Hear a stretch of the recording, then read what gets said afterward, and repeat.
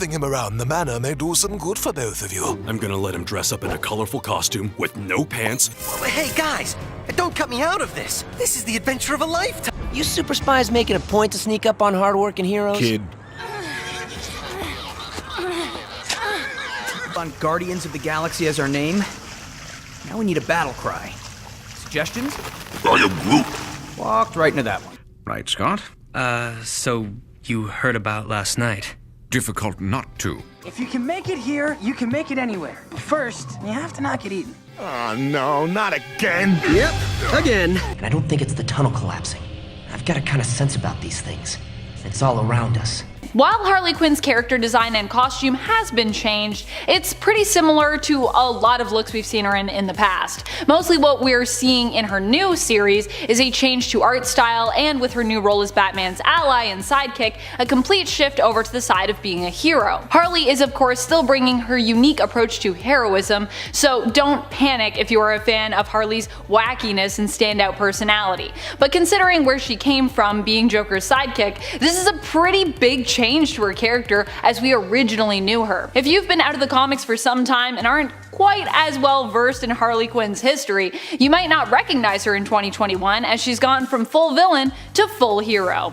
Over the last few years, Ivy has gotten a few pretty drastic redesigns, so if you are reading her in 2021 from anywhere along her recent history in the past 3 to 5 years, you might be a little confused when it comes to her look and ask yourself, wait a minute, is that Ivy? Also, who's Queen Ivy? We've seen her go from eco-villain to hero and environmental activist and spokesperson to dead to alive, and split down the middle between those two warring personas, the villain and the hero, when we literally got 2 Ivies. Then from there she became Queen Ivy and got a complete redesign when it came to her costume. Now she's back to wreaking havoc on Gotham, or is she? Time will tell what alignment we'll see for Ivy in the future, but either way I'm here for the ride. And friends, before we move on to this next spot, if you are loving this list, if you want to learn about more cool redesigns and updates to characters that we've seen recently, be sure to let us know by giving this video a thumbs up. Especially in the Batverse, I feel like there's so many Bat characters that have been introduced and redesigned, it's awesome. Number 7. Black Mask. Black Mask not only has a new look and redesign, in future state that is,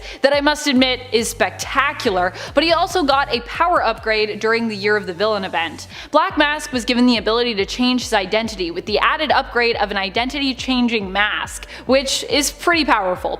Also, his suits have gotten admittedly a lot more stylish over the past few years. So for those who remember his classic look, Roman Sionis may have the same mask, but the rest of his look also seems to have received an upgrade. Number 6. The Freezes. That's right, not only does Freeze get a new redesign, but he also gets a huge change in the fact that he was joined by his family, becoming a little supervillain fam jam unit all their own. 2 separate units really. In the main continuity, Mr. Freeze was given a serum by Luthor that allowed him to make his long-lasting wish come true. He was able to revive, cure, and become reunited with his frozen love Nora, who also ended up joining him in a life of crime.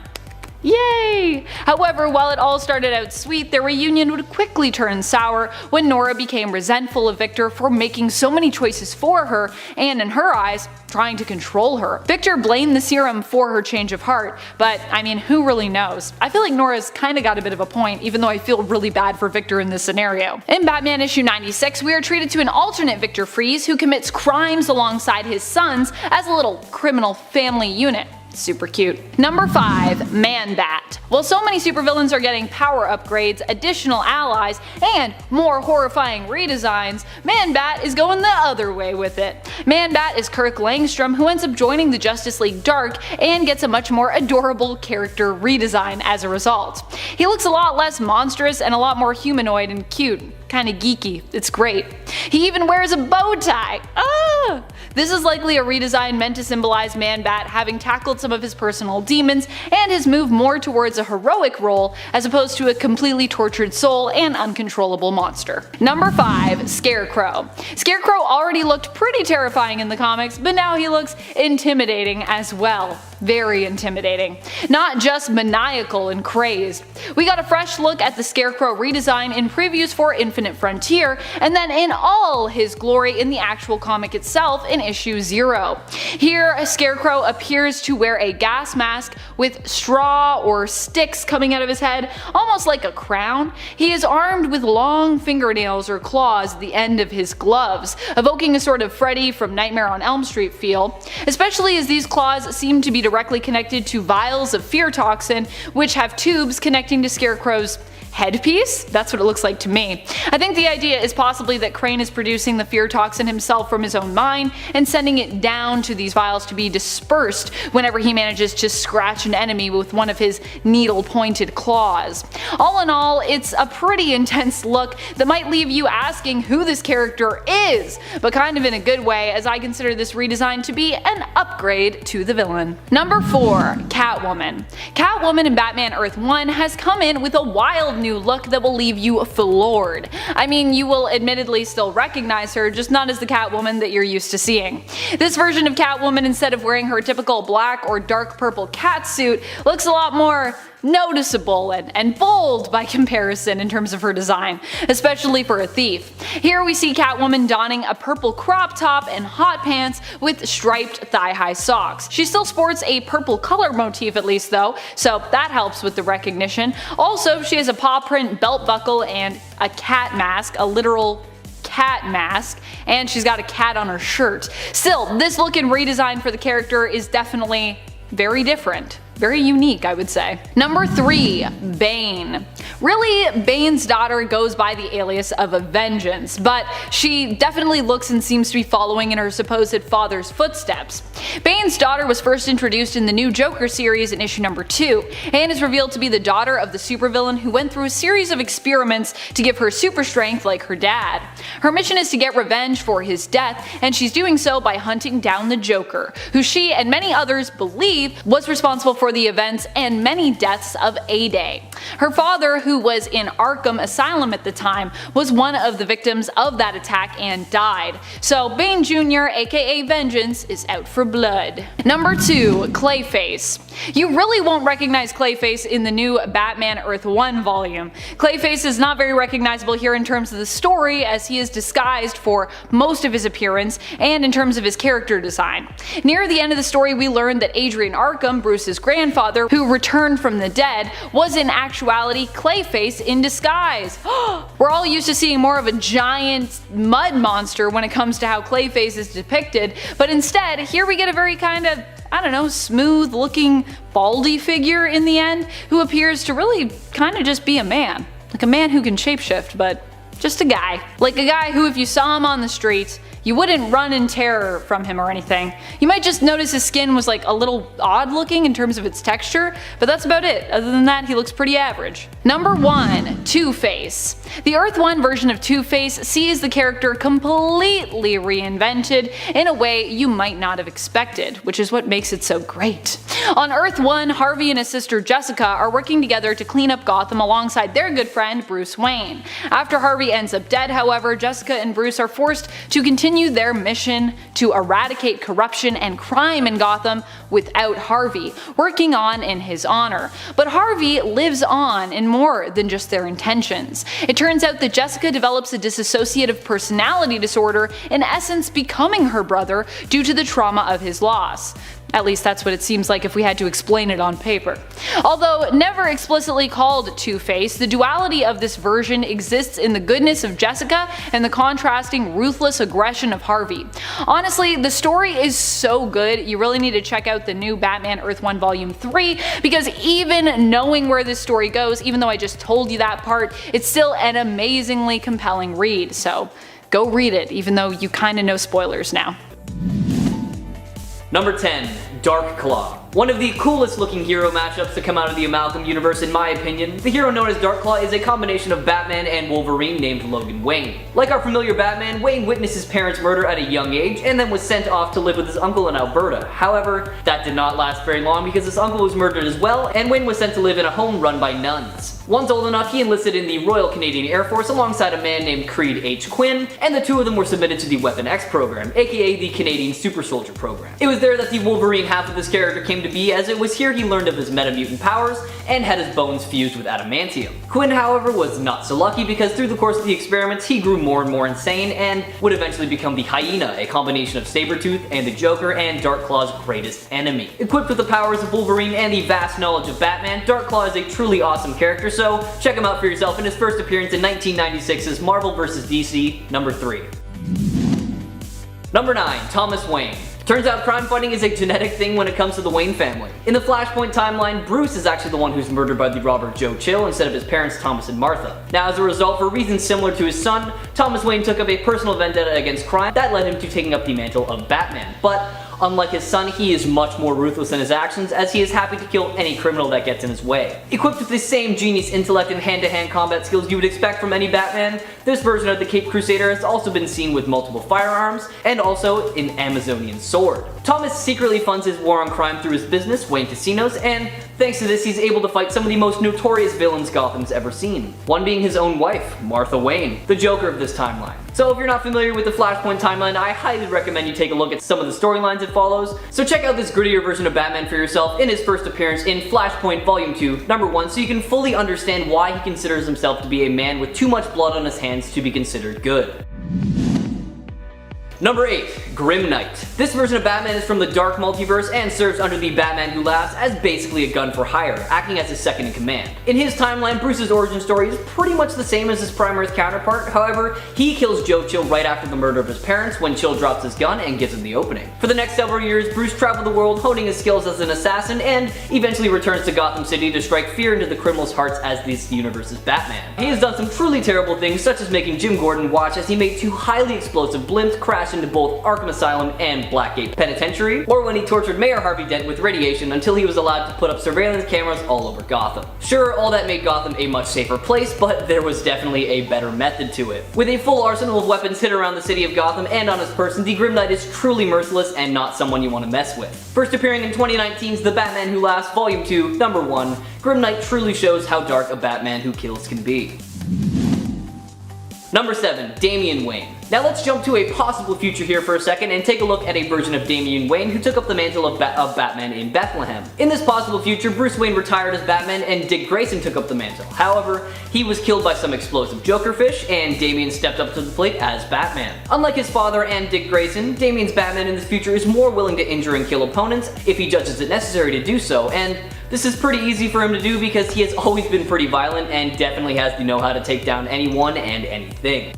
Now, it's heavily implied that in this possible future, Damian made a literal deal with the devil, exchanging his soul for immortality and the healing abilities he felt he needed to protect Gotham. And he felt this had to be done because he couldn't measure up to his predecessors, being his father and Dick Grayson. Using the city of Gotham as a weapon itself by setting traps throughout it, we've seen this Batman go up against the likes of Two-Face in order to save a young Terry McGinnis, who he eventually takes under his Batwing, training him to become the next Batman. Why not check out this possible future for yourself in 2007's Batman number 666.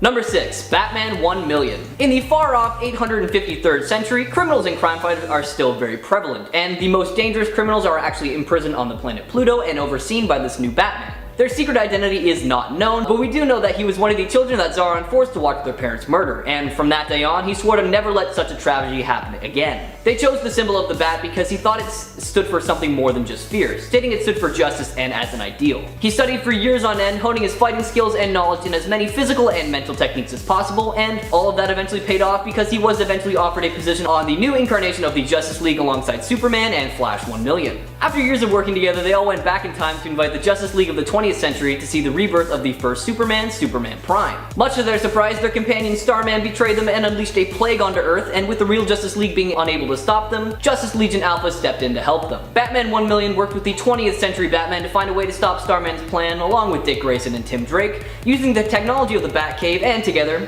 they were able to stop his plan, ending with Starman returning to the light once more to stop what he had done. Give this storyline a read for yourself, starting with 1998's JLA number 23.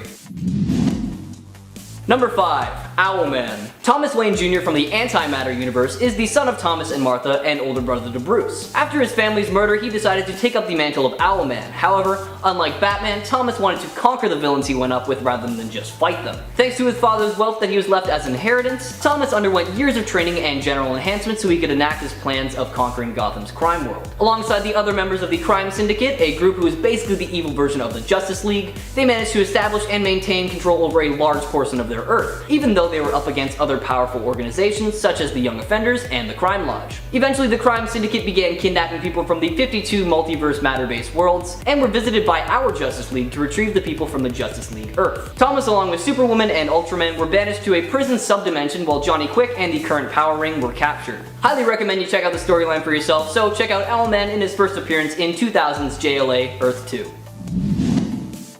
Number 4. Azrael.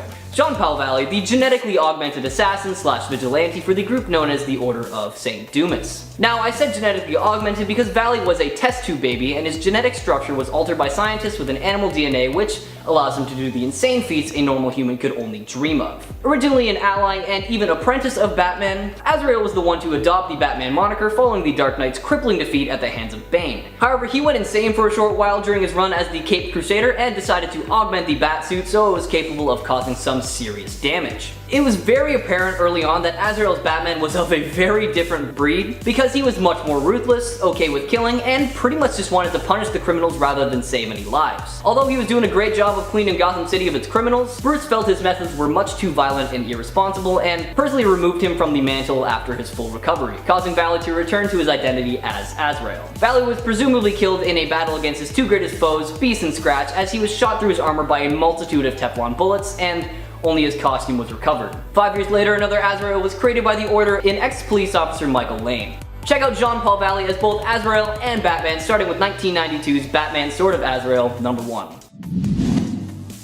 Number 3. Murder Machine. With an identical upbringing as the Batman we all know and love, Earth-44's Bruce Wayne ended up with one more tragic death in his life, the murder of his butler, Alfred. Blaming himself for Alfred's death, Bruce enlisted the help of Cyborg to create the Alfred Protocol, a powerful AI and hologram with the intent of keeping Bruce safe at all times. Within one day, the Alfred Protocol had executed all of the criminals in Arkham Asylum as he deemed them a threat to Bruce. Eventually, Bruce started to doubt his ability to keep himself safe and relied very heavily on the AI Albert, having him remove his ability to feel fear and sadness and replace his body with a mechanical one that would never ever fail him. This was the birth of the Murder Machine and thus began the Earth's demise. Like the other members of the Dark Knights, Murder Machine represents one of Batman's many fears and aspects of his life. This one in particular represents his fear of not being as self-sufficient as he thinks, his father-son relationship with Alfred, and the regret of cutting off other people. Check them out in their first appearance in 2017's Dark Days, the casting, number 1. Number 2. The Batman Who Laughs. Obviously, this twisted Batman had to make an appearance on this list today. However, he is not at number 1 because there are definitely some darker Batman out there. Hailing from the dark multiverse, we have Earth-22's Bruce Wayne, also known as the Batman Who Laughs. After an all-out assault from Joker against Gotham, Bruce completely loses it and snaps the Joker's neck, which causes a mysterious gas to leak from the Joker's mouth into Bruce's body. This led to the mad descent of Bruce's sanity and his transformation into the Joker-Batman hybrid known as the Batman Who Laughs. With the abilities of the Joker and Batman combined, alongside the Jokerized Robins known as Groblins or Dark Robins, the Batman Who Laughs assembled the darkest and most twisted versions of Batman across the Dark Multiverse and created the Dark Knights in order to wreak havoc on the world. In the events of Dark Knight Death Metal, he is seemingly killed by Wonder Woman's new Chainsaw of Truth, but I highly doubt this is the last we will ever see of him. So check him out for yourself in his first appearance in Dark Days, the casting, number 1. And finally, at number 1, we have Batman Earth 43. Now, not a whole lot is known about this Batman's life prior to his introduction, but it can be assumed that it was similar to the Batman origin we're all familiar with. You know, parents' death leads to training, leads to becoming Batman and fighting the likes of the Joker, the Riddler, etc. After discovering that the most famous vampire, Dracula, is still alive and operating in Gotham City, Bruce realizes that his recent dreams were the result of him being visited by Tanya, another vampire who was once under Dracula's control. Tanya had actually been biting Bruce but hadn't been taking any of his blood. She was instead infusing him with vampiric powers without destroying his humanity. Thanks to these new powers, Batman now possessed some incredibly enhanced senses, super strength, and more alongside his immense knowledge of hand-to-hand combat. With enough power to now kill Dracula, Batman confronts and kills him by impaling the vampire on a tree. However, this win came at a serious cost because Dracula was able to completely drain Batman of all his blood, effectively completing his transformation into a vampire. Fast forward a little bit and we see our vampiric Batman put into a coma thanks to a stake to the heart after his bloodlust and rage causes him to drain the Joker of all his blood. Alfred eventually awoke his master later on because Gotham City was overrun with criminals. However, this was a pretty bad idea because all he did was hunt down his enemies, both new and old, so he could just drain them of all their blood and kill them. He is eventually killed after he walks into the sunlight, hoping he can finally pay for what he did and have some peace, but he is revived once more later on in the search for Ray Palmer, Red Rain. Number 10. Bishop. As some of you pointed out in the comments on the part 1 of this list, a lot of 90s characters, especially 90s X-Men, have completely different looks in the modern day when compared with their 90s appearances. Lucas Bishop is definitely one such character. Although he still has his M tattoo over his eye and a few details in his costume that pay homage to his original look, Bishop has definitely seen some changes, some of which might be so great that fans may not at first recognize him.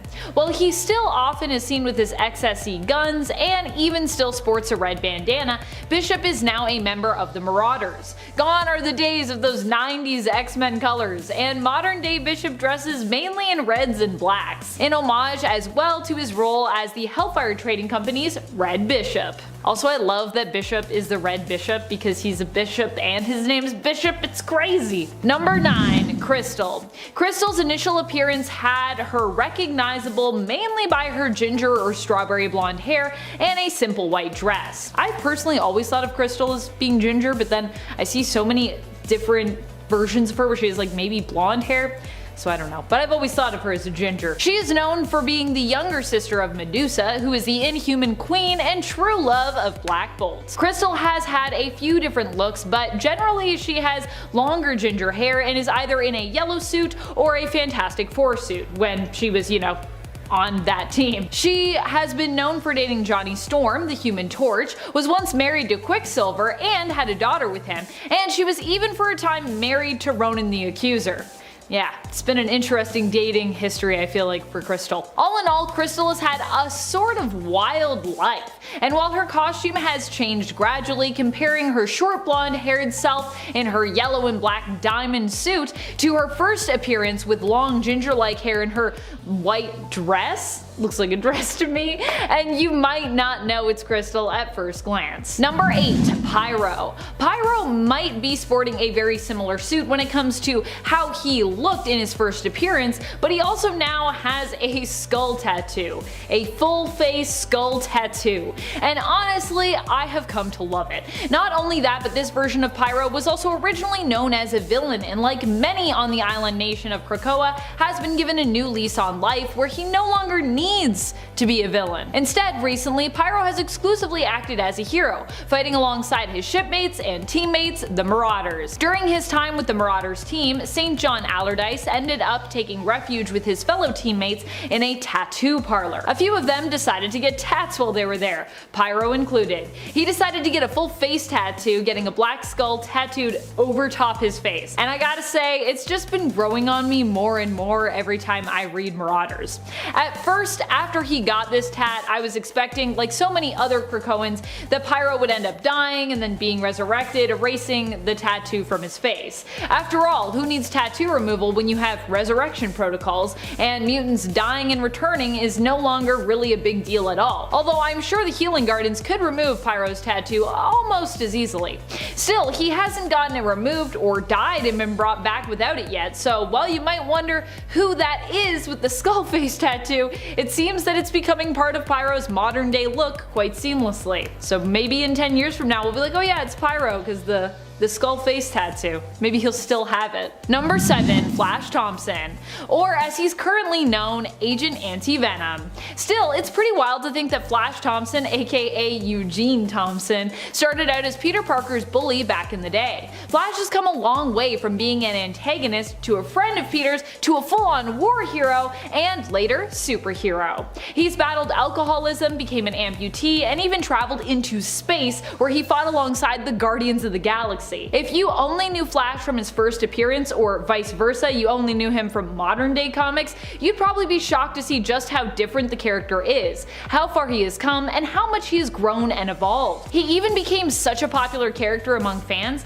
that he got to join the Resurrection Club, being returned to life recently after dying during the fight against Red Goblin. Number 6. Cable. In recent years, Cable has had a completely new look, considering that his old version died and was replaced with his younger version. Of course, his older version has since returned, but there was a good amount of time there in the comics when you might have been confused as to just who exactly you were reading about. Is Kid Cable meant to be Nathan's son, you might have thought, or is he some like de-aged version of Nathan Summers? Well, the latter is the correct assumption if you made it. Young Cable actually hunted his older self down, in essence completing his time loop. But of course, the old man still existed out there, and if you went to the right point and place in time, he would still be living earlier portions of his life. As such, we were able to bring Old Man Cable back in the comics, and young Cable actually realized that he would also have to leave and let the old man basically take over, as while he thought he knew it all, young and all, that's what young people usually think. They think they know it all. It turns out he still has lots to learn.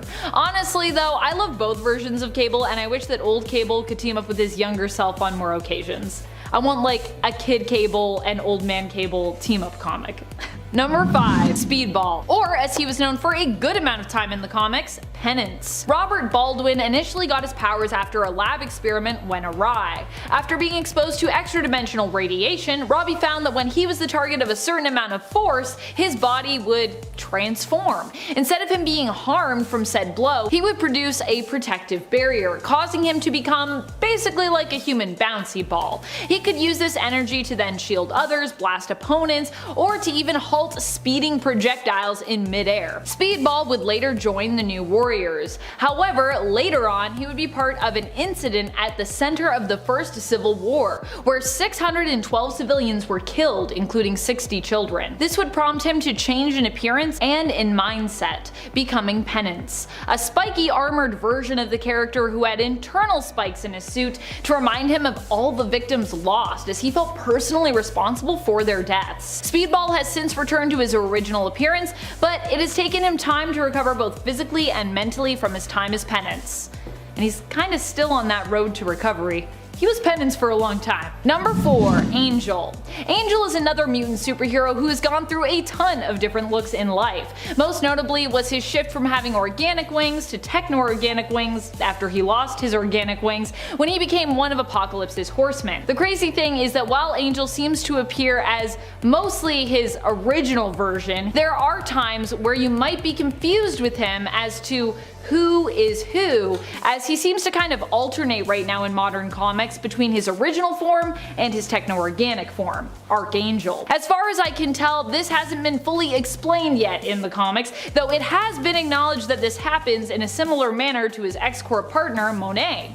That is, when he gets more emotional or gets more angry, his techno-organic form seems to come out. This was alluded to at the end of issue 2 of X-Corp, their Hellfire Gala issue. And if there have been more explanations on this and I missed them, please feel free to tell me what issues I should in-depth read, because yeah, I feel like there's little details, but we haven't gotten like a full, here's how it is, let me break it down for you. Number 3. Nick Fury. While Nick Fury does look very different in modern day comics in comparison to classic comics, it is important to note that technically these are 2 different characters. Well, technically these are kind of like 3 different characters. Or 4 different characters. There's a lot of characters. The version of Nick Fury we saw in the MCU was actually inspired by the version of the character from the Ultimate Universe, who, fun fact, was also inspired in terms of appearances by Samuel L. Jackson, the very man who would end up playing him.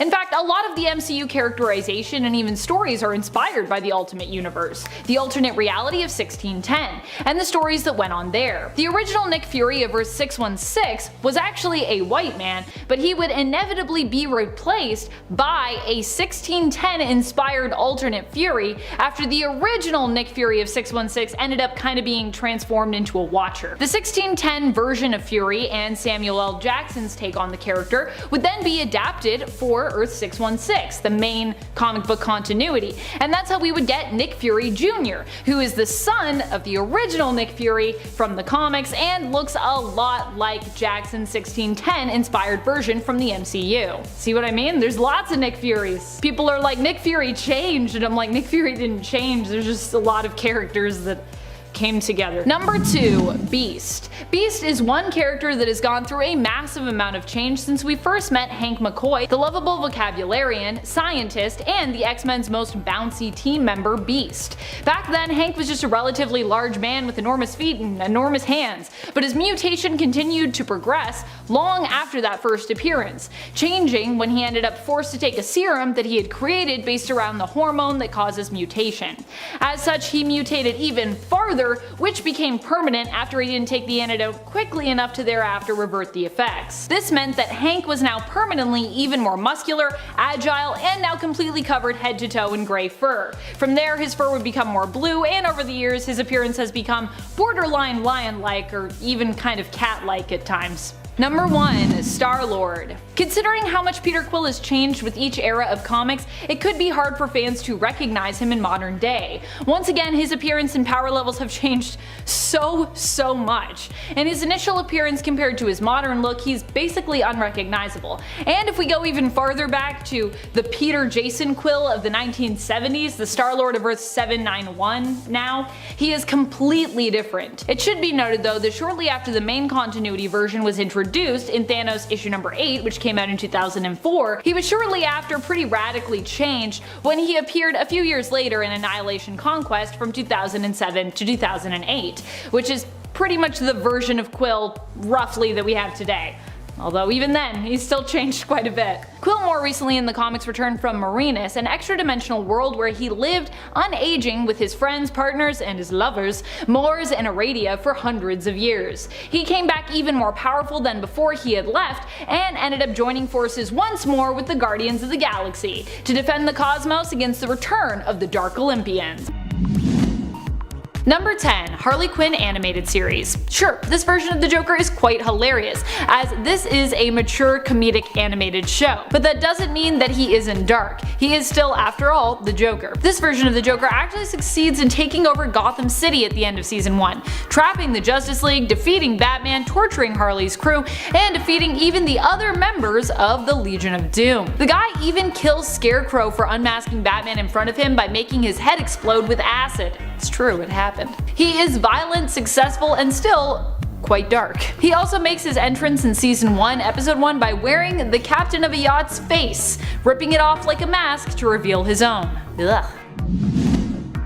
Number 9, Emperor Joker. When you give Joker 99.99% of Mr. Mixie-Piz-Yiddlik's reality warping powers, you can expect things to get weirdly dark. So it shouldn't come as a surprise that Emperor Joker was born in the comics and that he did all kinds of twisted, dark things. One of the worst things though for me was he set almost everyone in a horrible time loop where they were usually trapped in some way or being tortured, or you know, being trapped and tortured. The worst of combos. Or I guess in Joker's case, the best of combos?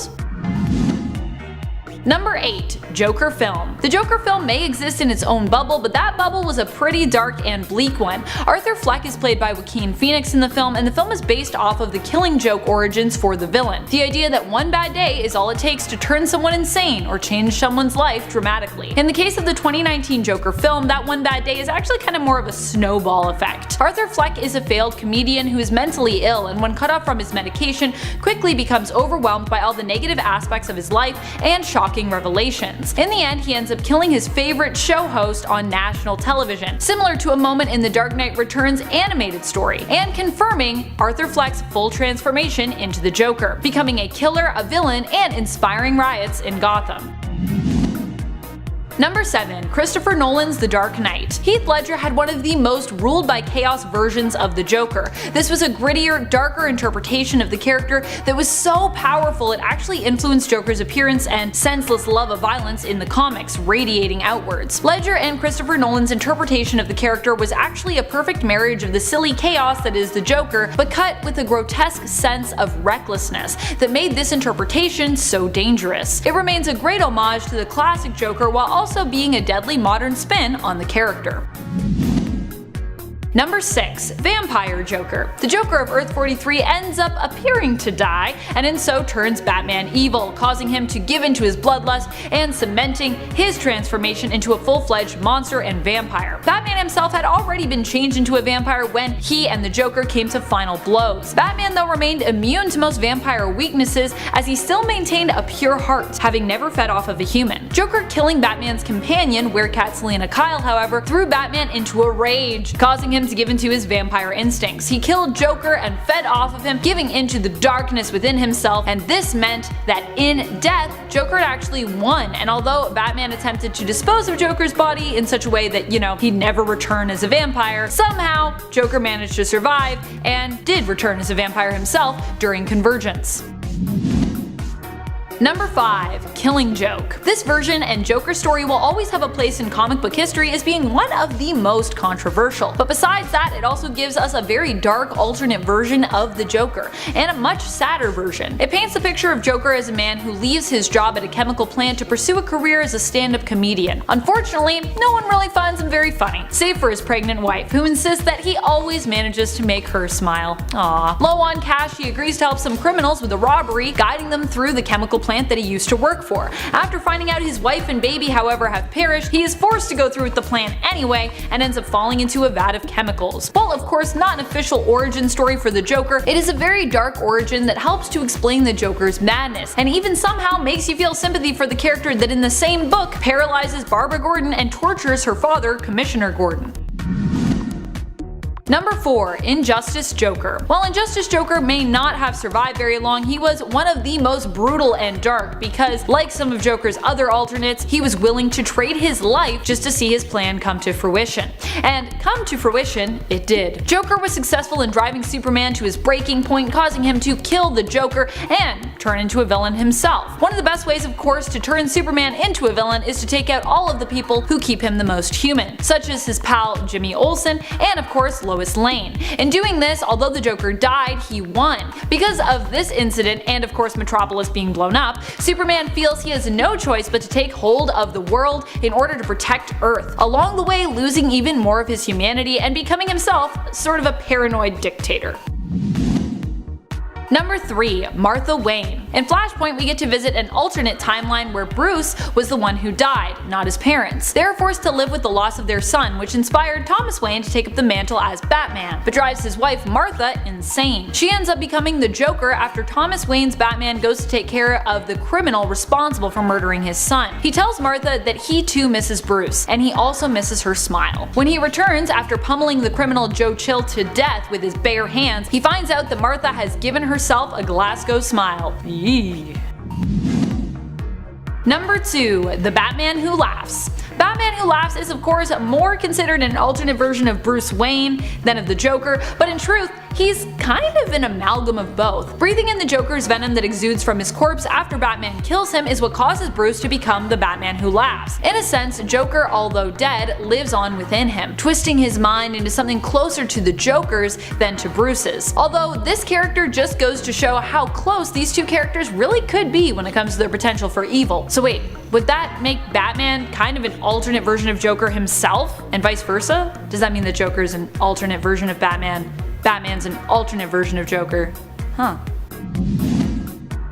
Number 1. Earth -22 Joker. Why is it that all the darkest iterations of Joker have to die? Well, because, something is about to go horribly wrong when you allow the Joker to die. One of the darkest versions of the Joker to date appeared in the origin story for the Batman Who Laughs. We find out the Batman Who Laughs became who he was because of this Joker, the Joker of Earth -22. Knowing he was going to die soon, finally being poisoned to death by the toxin which had made him who he was, he planned to go out with a bang. This meant taking down all of Batman's former foes, proving that he himself was the ultimate foe, and torturing Batman by orphaning a bunch of children in front of him before exposing the kids to the Joker venom, driving them insane. In doing so, this Joker brought about the most evil creation. Batman snapped and killed the Joker, releasing the very venom that would transform him into the terrifying Batman who laughs. And yet Joker got the last laugh there, I think. Number 10. Arrowverse. Similar to the comics, CW's Arrowverse has also had their own version of the Suicide Squad team. This version was as equally dark as the comic book version, though not quite as twisted. Tara Strong did the voice for the Harley we saw locked up in the show, but was not the actress that we briefly saw in those shots. This team used to be led by Amanda Waller and featured Deadshot, Shrapnel, and Bronze Tiger. No Harley. However, leadership was later taken over by Oliver Queen's partner John Diggle and his wife Lila Michaels, aka Harbinger, with the roster also being changed to feature Jericho, Cupid, and China White. Number 9. Blackest Day. We don't really get to see this version of the Suicide Squad, alas. We just get to hear instead about their tragic fate. In the DC House of Horror comic special, we get a collection of horror stories set in the DC world, and what we can safely assume are alternate spooky universes. Ooh. One story even features an alternate version of famed Squad member Harley Quinn, where she is a ghost who haunts a man and drives him insane, making him kill tons of people, and all the while teasing him. Typical Harley. In the story Blackest Day, a zombie apocalypse has overrun the world, and Harley Quinn and all of the other members of Amanda Waller's Suicide Squad are confirmed dead by John Constantine, who sends a communique to the Justice League Watchtower before himself being overrun by zombies. It turns out that the Justice League themselves have already been overrun, with Flash infecting them with the virus out on the Watchtower. Number 8. Deceased Hope at World's End. While this series is a little more optimistic than most compared to some of the other DC stuff, it features two surviving members of the Suicide Squad, the new Suicide Squad, Aerie and Wink. In this alternate universe, the two characters are still alive but are faced with the semi-zombie apocalypse, whose infection has reached everywhere via the life equation. This is one of those times when flight powers and functional wings like Aerie's really do come in more handy, even though I usually rag on that ability sometimes. Especially when you have all those unliving just trudging around down there on the ground. Unfortunately, while Aerie and Wink continue to stay safe while searching for Nightshade and Hive in issue number 4 of Hope at World's End, the pair run into an infected Black Adam, who can also fly, of course, and all of the infected population of Kahndaq. Number 7. Suicide Squad Black. This version of the team is still from Prime Earth, but features a new roster of villains slash anti-heroes, combined with some familiar faces. The team was once again led by Amanda Waller and featured characters that she forced into action, like the main squad. The members throughout consisted of El Diablo, Azucar, Gentleman Ghost, Juniper, Tiamat, Wither, Clarion the Witch Boy, and Enchantress. A lot of mystical and magical characters on this team. This alternate version of the team referred to themselves as Suicide Squad Black, and appeared in their own limited series titled Suicide Squad Black Files. Number 6. David Ayer's Suicide Squad. Ayer's version of the Suicide Squad in the DCEU featured many familiar and recurring faces when it comes to the squad's members. Led by Amanda Waller, the team featured Harley Quinn, Deadshot, Enchantress, El Diablo, Captain Boomerang, and Katana. Not only was the film dark when it came to exploring the origins of many of these characters, their struggles, and all they had suffered through to become the villains they were today, but it was also dark because of the fact that Enchantress almost succeeded in kind of taking over the world. In the end, the Suicide Squad did manage to save the day, but had to eliminate Enchantress and the innocent June Moon, whom she possesses. Number 5. James Gunn's The Suicide Squad. Gunn's The Suicide Squad will actually be a soft reboot of the former team. His team and his feel of the Suicide Squad will likely be a lot different than Ayer's, although it still seems to have plenty of that Suicide Squad chaos that most fans enjoy. This time around, the team has a lot more members, reminding us once again of why exactly the team is referred to as the Suicide Squad, despite having the official government name of Task Force X. Because at any point, anyone can die. This team is sent on only the toughest missions, referred to as suicide missions, because for many they would be considered impossible. You can expect there will be more violence, explosions, and deaths in comparison to the first film. Considering that many of the members of the squad won't make it out alive, this film is likely to be a much darker take on the Suicide Squad when it comes to cinematics. Currently, the team roster includes Harley Quinn, Bloodsport, Peacemaker, The Thinker, Captain Boomerang, Blackguard, Polka Dot Man, Savant, King Shark, Weasel, Javelin, Ratcatcher 2, Soul Soria, TDK, and Mongol. Woo! Woo! With likely even more surprise members awaiting to be revealed throughout the duration of the film. Number 4. Telltale Games. In the Telltale Batman game, the Suicide Squad turn up once more, but this version of Amanda Waller's team is different when it comes to their roster. In the Telltale episode The Enemy Within, we learn that both Bane and Harley are on the team, and in a shocking twist, it's revealed that Catwoman is also part of the Suicide Squad. What? Which Waller is also using to apply pressure to Batman, which is pretty dark if you yourself are playing as the Dark Knight. And of course here, at this part, you are. Catwoman expresses, of course, that she did not join the team willingly and tries to warn Batman, but is shocked by Waller's collar before she can finish her sentence. Oh, and Amanda Waller also seems to want Batman to submit and also join her team.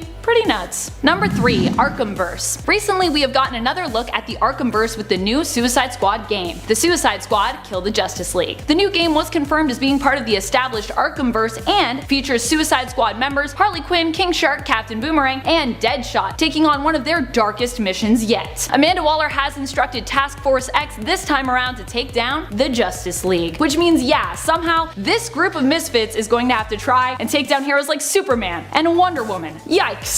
Number 2. Assault on Arkham. This animated Batman direct-to-video film, Assault on Arkham, was kind of what I was hoping we'd get when we got the initial Suicide Squad film in terms of plot. This alternate animated version of the team is led by the merciless Amanda Waller, who captures the criminals and forces them to complete missions in order to have years removed from their sentence. They have no say, however, in whether or not they want to be involved, and a skeptical KG Beast even challenges Waller's promise that should they misbehave or deviate from their missions, their heads will be blown off via bombs she had implanted in their necks. No collars this time around. KG Beast learns the hard way that Waller is telling the truth, and after the rest of the team watches KG Beast's head get blown off, they agree to cooperate. Seems like a smart move. Their mission is to break into Arkham and recover a piece of intel. The mission, of course, does get messy as the squad try to break away from Waller's control, and King Shark also ends up getting his head blown off. Number 1. Future's End. The Future's End alternate world is full of alternate versions of some of your favorite characters, and it also happens to include an alternate version of the Suicide Squad as well. They appear in the new Suicide Squad Future's End one-shot, once again reunited and led by Amanda Waller. However, at the beginning of the comic, it's revealed that this version of the Suicide Squad was split up and imprisoned in Bel Rev, before Amanda Waller broke in to reassemble her team. It's also revealed in this one-shot that while imprisoned, her team has been through hell. Harley Quinn has been forcibly given the steroid Venom while imprisoned, turning her into a hulking, muscle-bound version of herself who spends most of her day raging out. They attempted to give Deadshot a gun for an arm, amputating one of his arms and attempting to replace it, which didn't work, and Black Manta had his brain fried after they downloaded Deathstroke's fighting skills into his brain. Number 10. Storm.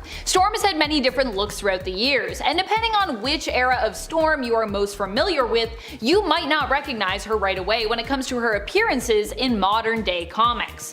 When I think of Storm, one of the most iconic looks I think of is her very different 80s punk rocker look, where she's sporting a bright white mohawk. For me, this look is still one of the first ones that I think of even today. Even if you go back to her first appearance, she looks pretty different in comparison even to the 80s look. The cool thing about the modern day Storm look is that it seems to sort of incorporate all of these looks that have come before while also being quite unique. It's an homage to the past while not discounting the very real possibility of a grander future. That's actually what I like when it comes to a lot of the X-Men's updated looks. It's all about acknowledging the past while also using said past to fuel and motivate the future. Storm's initial appearance, her 80s look, and of course the now. Number 9. Venom. You wouldn't recognize Venom today compared to his 90s appearance either. For one, Venom initially appeared as a villain and therefore not only looked different but also acted quite differently. And now if we're talking about hosts that we associate with Venom, they're also pretty different in terms of their appearance. Currently, the Venom symbiote is teamed up with Eddie Brock's son, Dylan Brock. Oh yeah, if you've been out of comics for a while, Eddie Brock also has a son now. Dylan is actually Anne and Eddie's son, with a little mix-in of Venom as well, who was also there when he was conceived. And if we're talking about Venom in terms of Eddie Brock, you might not recognize him either. He's aged considerably as a result of him becoming the new King in Black following that King in Black event where Null was defeated and Eddie took his place. That was Venom and Eddie Brock then, and that is who Venom is attached to now, and what Eddie looks like now. And friends, before we move on to this next spot, if you are loving this list and you want more lists like it where we talk about all of the changes in comics, be sure to let us know by giving this video a thumbs up. Number 8. Echo. Echo is Maya Lopez. When she first appeared, she was a villain who didn't even know that she was a villain in the story. She ended up fighting against Daredevil after being misled and made to believe that he was the one responsible for killing her father. She wasn't really a villain though, she was just like a misguided person. Echo's really, I think, always been a hero deep down. When we first see her, she wears bandages on her arms, possibly an allusion to her one-woman dance show, which is actually based on her life, which was all about how she felt like an Echo.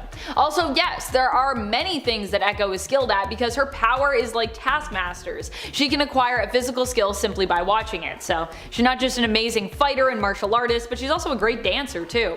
Echo currently in the comics has shown up in the Avengers. She is now the new Phoenix in the comics, having won the opportunity and burden of being bonded with the Phoenix Force during the Phoenix tournament. In fact, Maya in the tournament didn't actually win, but instead was chosen because she had lost the most. The Phoenix Force was looking for a fallen champion apparently, not a big time winner.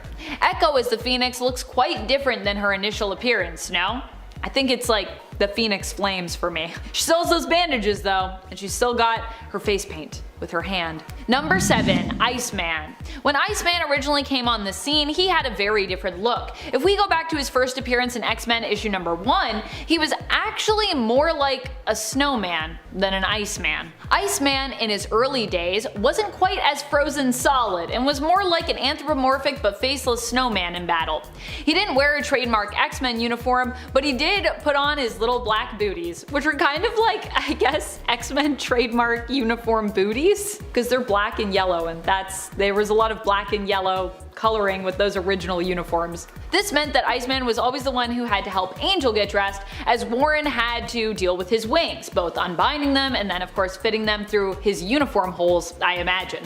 We'd later learn in Marvel's Voices Pride from 2021 that Bobby was actually pretty happy to help, as he had a bit of a crush on Warren back in the day. Iceman since then has had a major glow up and appears to look like an ice prince in modern day comics. He even has cool spiky pauldrons. Spiky pauldrons. He's also had a glow up in terms of his powers too. Woo! Number 6. Hulkling. Hulkling is another hero who looks pretty different from his first appearance. He used to have a bunch of ear piercings, but I guess he can shapeshift, so it was easy for him to close them all up. I guess he was just like, I'm not into it now, and they're gone. Hulkling was much more gruff looking, I'd say, in his first appearance with the Young Avengers. However, he also had the name Hulkling. I mean, he still has that name, but I know that name has nothing to do really with the Hulk, but still, in his original appearance, he's big, he's green, and he's kind of like the Young Avengers' own version of that character, because, you know, everyone's kind of mirroring someone. Though to be fair, Teddy Altman is very much his own character and his own person, like many of the other Young Avengers. Currently in the comics, Hulkling isn't just a hero, but is also the Emperor of the Skrull/Kree Alliance. The Skree Alliance, if you like. And this new role has also dramatically changed his overall outfit and appearance. He looks super cute now, not that he didn't before, of course. He's just a different kind of cute now than he was before. Also, he has totally different hair. His hair now is blonde. It was black, but also shapeshifter, you know what I mean? Number 5. Dazzler. Alison Blair has had a ton of different looks over the years, and there have been countless points in her history when you may have not recognized her. If you've been invested in modern comics for some time, then Alison's current outfit is Dazzler, which she also sported in Way of X issue number 3, the morning after the Hellfire Gala, will likely be recognizable to you. However, if the last time you saw her was in, you know, her own solo series back in the 80s, then you might be confused as to even who this character is. And if you saw her back in 20 2015 and were familiar with either the present or past appearances of Dazzler, or if you're familiar with that Dazzler, I really doubt that you would recognize her in the present day. There's many times when you'd be like, who is that, depending on which Dazzler you know. There has been a tendency to try and have Allison change with music trends, instead of keeping her in her somewhat, I guess, outdated disco roots. But personally, I think disco can still be a valid genre today. I still love disco, and I'd love to see her even return to that iconic silver jumpsuit. I like that Dazzler's had so many different looks, that's crazy. Number 4. Professor X. When we think of Professor X, usually a lot of us probably reflect back to his look in the 90s animated series. In fact, many X-Men fans who have seen Professor X recently would probably wonder just who they're even looking at. If you are more familiar with his appearance in the 90s, both in the animated series and in the comics, the modern Professor X might throw you for a loop. Currently, Professor X is able to walk again and happens to be sporting not a suit and, a blanket on his lap, but instead an all-black, skin-tight one-piece. Also, he always wears Cerebro now, obscuring his recognizable face and his bald head. But yeah, that was Professor X then, and this is him now. Number 3. Nature Girl. Nature Girl is amazing. She's one of my favorite of the newer mutants to come out, and recently she has become a lot more metal, both in approach and in her appearance. Nature Girl can basically commune with nature, which often means she can encourage animals to help her, and they actually seem to feel within Nature Girl a kindred spirit. So there's a lot of empathy going on there between both sides. More recently in the X-Men Unlimited Infinity comics, we saw that Nature Girl has been in a constant state of depression and duress, feeling the pain that all nature is currently feeling due to humans polluting and just generally mucking up the planet and its natural and carefully balanced ecosystems. This forced Nature Girl to go on an adventure to fight for what she believes in, which resulted in her kind of accidentally killing someone and then losing all of her hair, just sporting her antlers as she turned to the dark side and took on oiling operations, aiming to destroy them and anyone who wouldn't renounce their loyalty to them. This is not your friendly neighborhood Nature Girl, that's for sure. Nature Girl then, Nature Girl now. I love her new dark look though. I love both versions of Nature Girl. I think Nature Girl's awesome. Number 2. Captain Britain, or more specifically Betsy Braddock. Whether we're looking at things from the point of view as the hero mantle of Captain Britain, or looking at it from the character viewpoint of Betsy Braddock, either way, Betsy is looking pretty different now. For a good amount of time in the comics, Betsy was known for looking just like Quanon, because, well, she was kind of in Quanon's body, or they were kind of fused together at one point.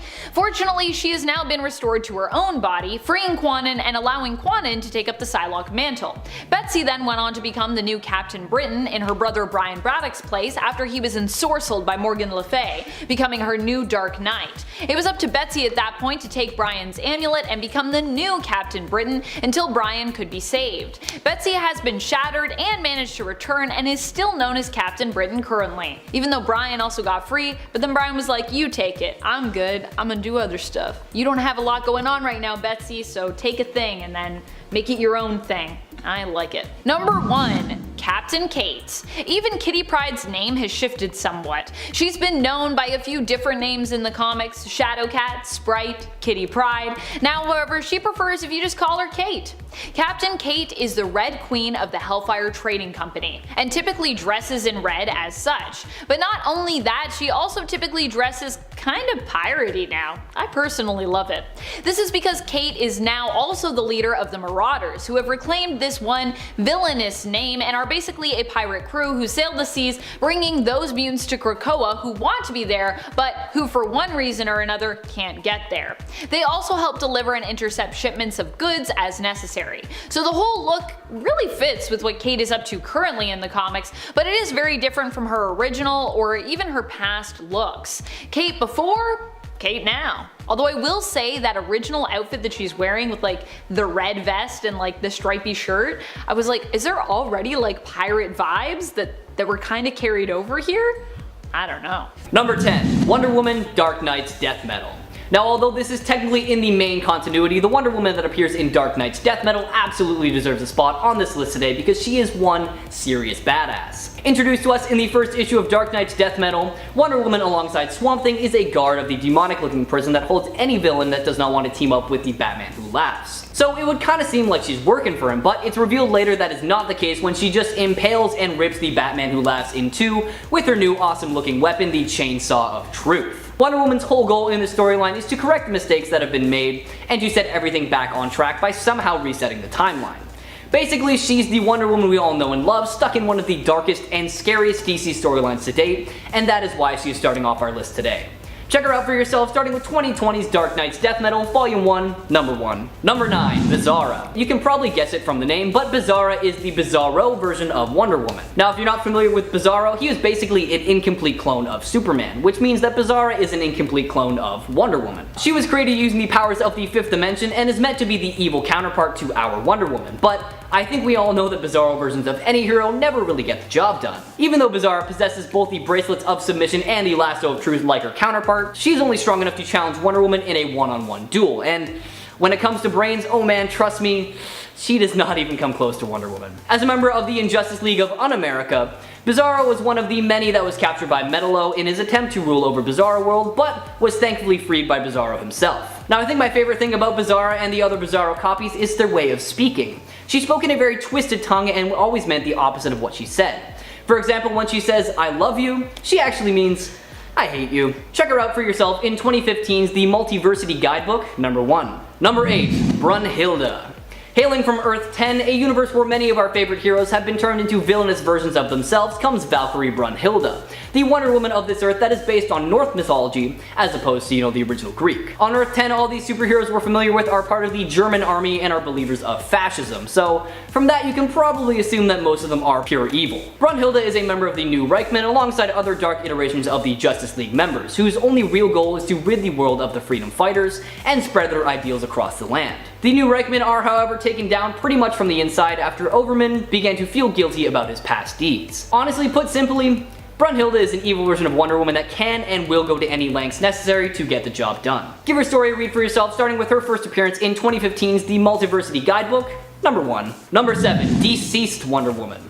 Taking place in the Deceased DC universe, Deceased is a miniseries that follows the aftermath of Cyborg's body being used to carry a version of the anti-life equation that ended up turning the general population into zombies. In this miniseries, we see Wonder Woman become a member of the Unliving, which is basically DC's equivalent of zombies, whose whole purpose is to spread anti-life by either infecting or killing living things. They show very little signs of intelligence, and they still retain the ability to utilize their skill sets, powers, and technologies respectively to a surprisingly effective manner. The Infected have also shown numerous times of coming up with very elaborate strategies and tactical decisions to bypass pockets of resistance and cause as much death and destruction as possible. Our Infected Wonder Woman actually showed that she was able to form coherent and full sentences when she was interrogated by Cyborg, implying that she still has some humanity left in her. However, after being set free, she immediately decapitated Cyborg to preserve any secrets she told him. Honestly, all I have to say is Wonder Woman's strength and skills combined with the mind and body of a zombie makes for a scary hero. So check her out for yourself, starting with 2019's Deceased, Number 1. Number 6, Whom God Destroys Wonder Woman. This version of Wonder Woman only showed up in a 4-issue series called Superman and Wonder Woman Who Gods Destroy. This storyline takes place in an alternate world where Europe is still under the control of the Germans, and Lois Lane actually steps up to the plate as the new Wonder Woman in order to protect those around her from the tyrannical ruling of the original Wonder Woman and Superman. Not a whole lot is known about this evil Wonder Woman other than the fact that she betrayed her home in order to obtain more power. And just like the other evil versions of her, her lack of humanity is incredibly evident as she looks down on Lois Lane's Wonder Woman for just being immortal. The story ends with Lois defeating the evil Wonder Woman, and it is revealed that the gods Zeus and Hera were actually playing a game of chess using the world as their chess pieces. And that's why everything is so messed up. Oddly enough though, the story doesn't quite end there because once everyone is defeated, everything seems to be pretty much back to normal. Superman, Lois, and Wonder Woman all decide to live together on Superman's fortress on the moon. Check out this miniseries for yourself, starting with 1997's Superman and Wonder Woman Whom Gods Destroy, Number 1. Number 5, Frank Miller's Wonder Woman. Hopefully we all know who Frank Miller is, the writer of The Dark Knight Returns and Daredevil Born Again. Well, Miller also took a crack at the character that is Wonder Woman in his Batman series The Dark Knight Strikes Back. In this series, heroes like Superman, Wonder Woman, and Captain Marvel have been forced to work for the government, since their loved ones are being held hostage and are under threat. Superman is even ordered by the president, who turns out to be a computer-generated front for Lex Luthor and Brainiac, to stop Batman. It eventually gets to the point in the story where Superman, Wonder Woman, and their daughter Lara joins forces with Batman once again because they deem his plan to be the only way to get out of this whole mess. Now I'll be honest, this Wonder Woman isn't on this list today because of how dark the story is. It's mostly because this is considered to be one of the worst incarnations of Wonder Woman to date. Now she's definitely the warrior you expect from Wonder Woman, but her cold and quite frankly sexist portrayal in the comics was nothing short of distasteful. It also doesn't help that her humanity was put in question throughout the entirety of the graphic novel. If you feel like you can stomach it, check out this Wonder Woman and this whole series starting with 2002's The Dark Knight Strikes Again, number 1. Number 4, Wonder Woman God of War. Following 2011's Flashpoint event, DC rebooted the entirety of its continuity into the New 52. In the new Wonder Woman, the story of Hippolyta creating Diana from clay is revealed to actually be a lie, and Diana is actually a child of Zeus, and the whole clay bit was a cover story intended to keep Zeus's jealous wife Hera from killing her. Sometime later during her training, Diana became the secret protege of Ares, the god of war, only to have him drop her when she refused to kill for him. Years later, after Diana learned her true origin, she found herself embroiled in the power struggles of her Olympian kin. In the course of one adventure, she had to kill Ares, which made her the new god of war, and although she fought against the role for a while, as the battle against the monstrous firstborn of Zeus heated up, she stepped right into the job. Honestly, who knows what Wonder Woman creator William Marston would have made of this, given that he wrote her as this force of peace and this nemesis of the god of war. He might be happier with the events in DC Rebirth, which implies that the whole, Diana's New 52 adventures didn't actually happen. Number 3, Superwoman. I feel like we all knew this alternate Wonder Woman was going to end up on this list today. Hailing from Earth 3, the Earth that is said to be the birthplace of evil, Superwoman is a renegade Amazon who is also taking on the identity of Lois Lane, depending on the version that we're talking about here. Depending on her origin, she is either from Paradise Island or its antimatter equivalent known as Damnation Island. While there are many versions of her out there, one thing that they all have in common is her sadistic personality and the love triangle she has with her colleagues. Equipped with a lasso of submission, a barbed and much scarier looking version of the lasso of truth that forces the captor to not only comply with the user, but also fall in love with them, which she has used a few times to her advantage, if you know what I mean. As a member of the crime syndicate, she helped imprison most of the members of the various Justice Leagues in the Firestorm Matrix and began a reign of terror over the world, eliminating any resistance in their way. Give her story a read for yourself, starting with 1964's Justice League of America number 29, or skip ahead to 2013's Justice League Volume 2, number 23. Number 2, Injustice Wonder Woman. Easily one of the most dark and evil versions of Wonder Woman out there. Not only did she see Superman's descent into evil before it ever happened, but she also actively encouraged it, practically manipulating the Man of Steel when he was at his worst for her own personal gain. Not only that, but by the events of the original Injustice video game, she had been ruling Paradise Island with an iron fist and showed absolutely no remorse. She served as Superman's right hand and took the place of Lois Lane as his new love interest. However, he clearly showed no love towards her because he was still mourning the loss of his dead wife, who he killed himself. When she is confronted by her mainstream counterpart, the mainstream Wonder Woman reprimands her for blindly following a man who does not feel as much devotion to her as she does to him. And once Wonder Woman is defeated, she is taken by her fellow Amazons to be imprisoned for her role in the regime and is later seen on Kahndaq during the events of Injustice 2 as she has been exiled. Take a look at her story for yourself, starting with 2013's Injustice Gods Among Us number 1, or honestly just feel free to replay the games. And finally, number 1, Flashpoint Wonder Woman. When the Flash accidentally created Flashpoint as a result of attempting to save his mother, the ripple effects changed the timeline to the worst it's ever been. Batman is Thomas Wayne, Superman is in a government facility, and Wonder Woman is the monarch of the Amazons and currently at war with Atlantis, all because she killed Aquaman's wife, who knew Wonder Woman was having an affair with her husband. With all of the normal powers and accessories that make Wonder Woman a formidable foe, this iteration of Wonder Woman seems to lack the empathy that prevents Diana from absolutely losing it and killing everyone. As the war went on, Aquaman and Wonder Woman forged an alliance to take down a mutual enemy, Batman. As both monarchs send their troops to Batman's lair, the world is erased, killing every single inhabitant. Absolutely cruel and bloodthirsty, this Wonder Woman has something that she shares with her Injustice counterpart: her lack of love and above all, her sickening lack of humanity. Now I love the Flashpoint timeline with all of my heart, so why not check it and her out for yourself, starting with 2011's Flashpoint Volume 2, number 1.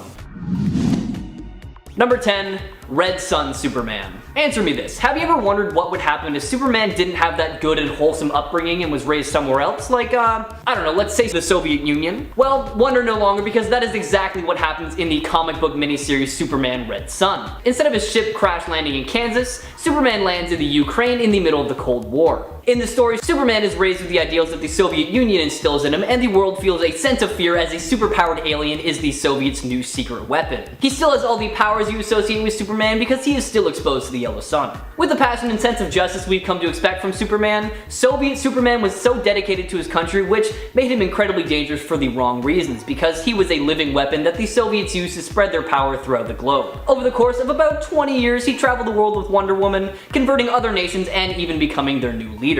He was a good leader, don't get me wrong, because he is still Superman, it was just for a very bad world. Highly recommend you check out this alternate Superman for yourself, starting with 2003's Superman Red Sun Volume 1, Number 1.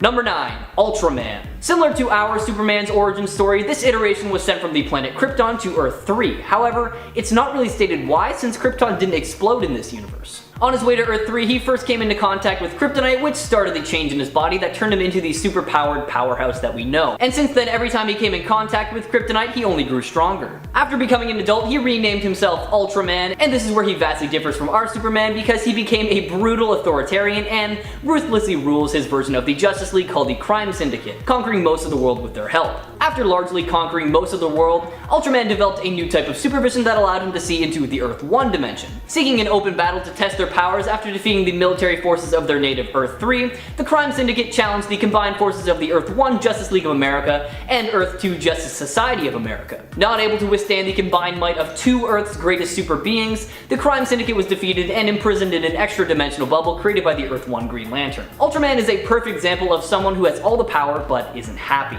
Hailing from an Earth where evil always wins, Ultraman is always looking for something new to conquer, torment, or honestly both. Check him out for yourself, starting with his first appearance all the way back in 1964's Justice League of America number 29.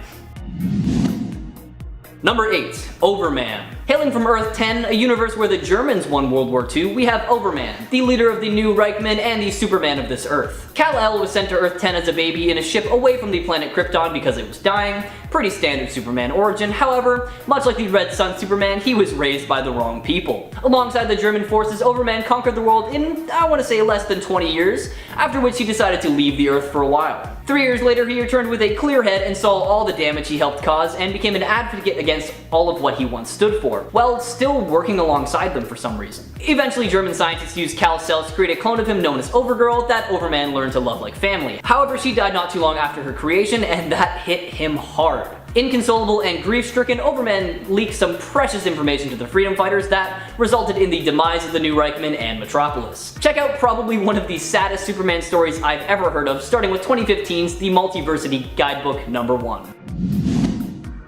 Number 7. The Eradicator.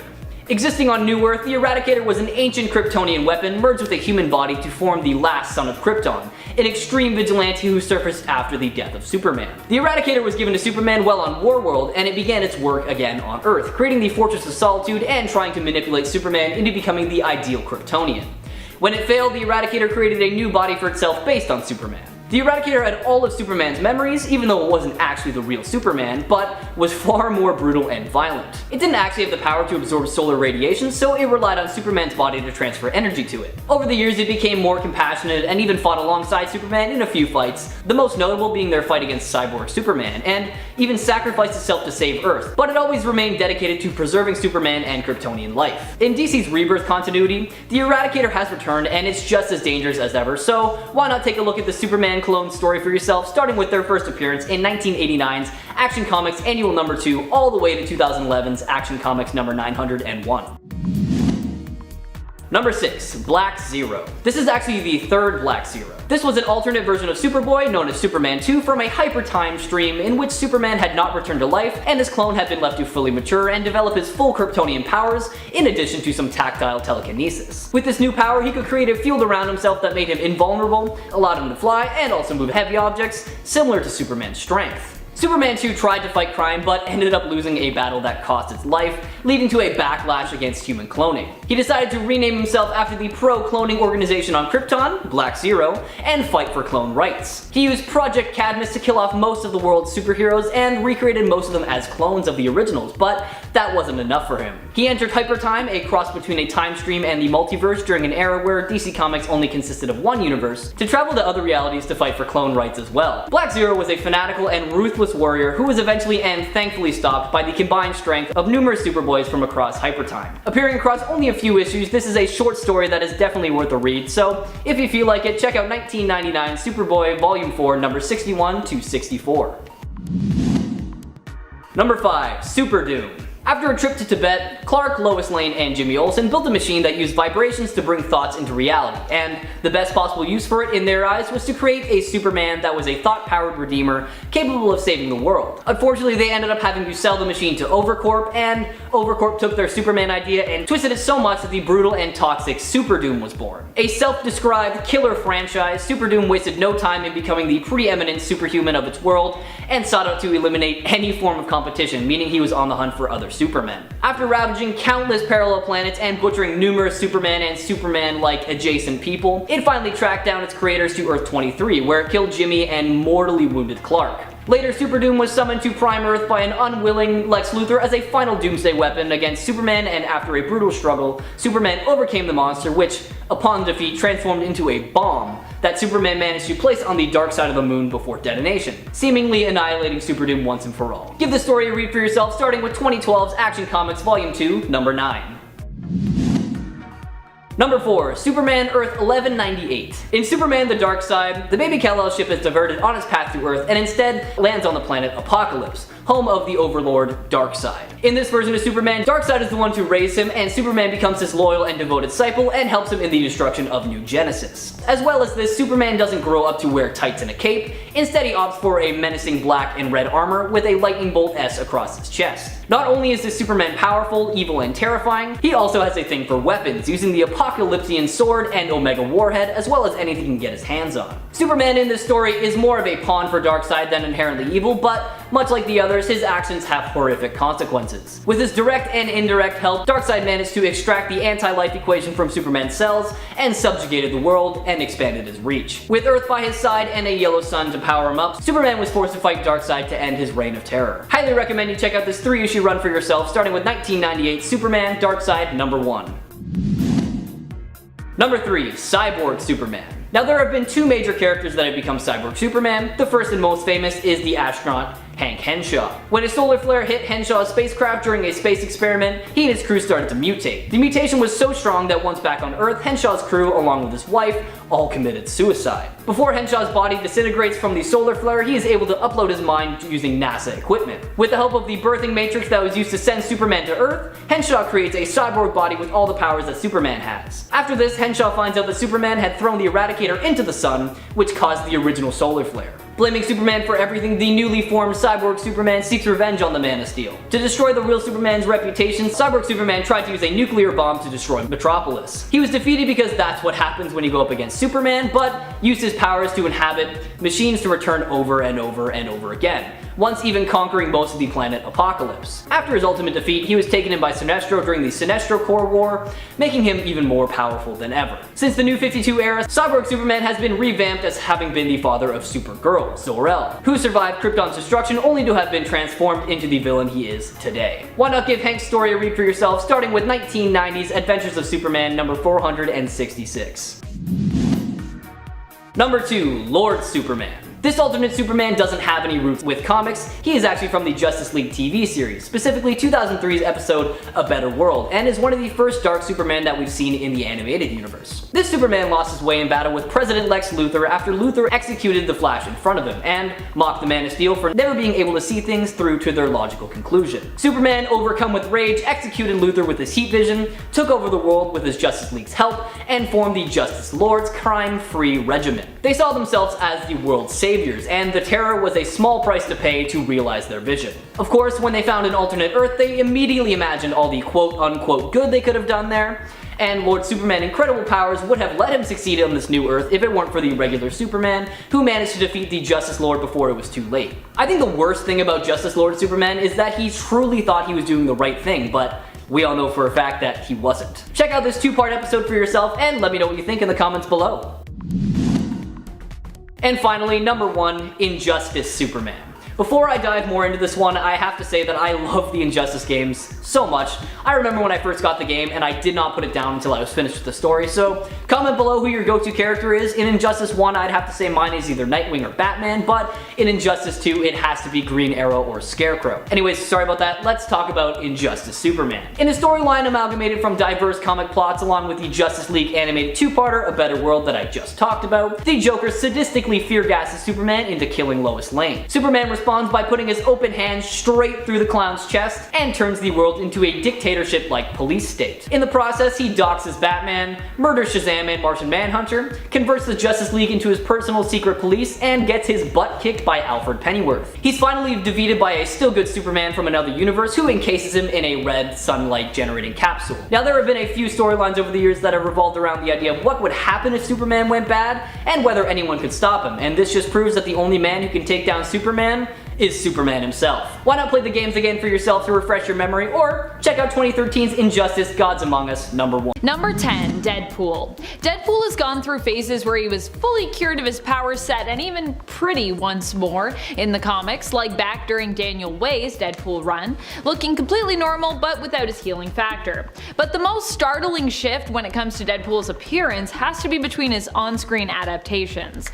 That's right, we're talking about the comparison between Deadpool's cinematic debut in the X-Men Origins Wolverine film and his own self-titled film franchise. Although oddly enough, both roles feature him played by Ryan Reynolds. The two adaptations could not be more different. Thankfully in Deadpool 2, Wade manages to fix Cable's temporal dial. Using this device to time travel, Wade is not only able to save Vanessa, who initially died at the beginning of that film, but is also able to clean up the timelines by killing the previous version of himself, who is also known as Weapon 11. It should also be noted that in X-Men Origins Wolverine, Deadpool appeared fully as a villain, as opposed to the lovable mess of an anti-hero we've come to know him as within his own film franchise. Number 9, Raquel. Raquel. I never know how to say this name, but I'm pretty sure it's like Raquel. How do you say Skrull names? That's the question. For some reason, probably because she had been gone so long, Raquel, aka the Skrull Empress, aka Emperor Doric VIII / Hulkling / Teddy Altman's grandmother,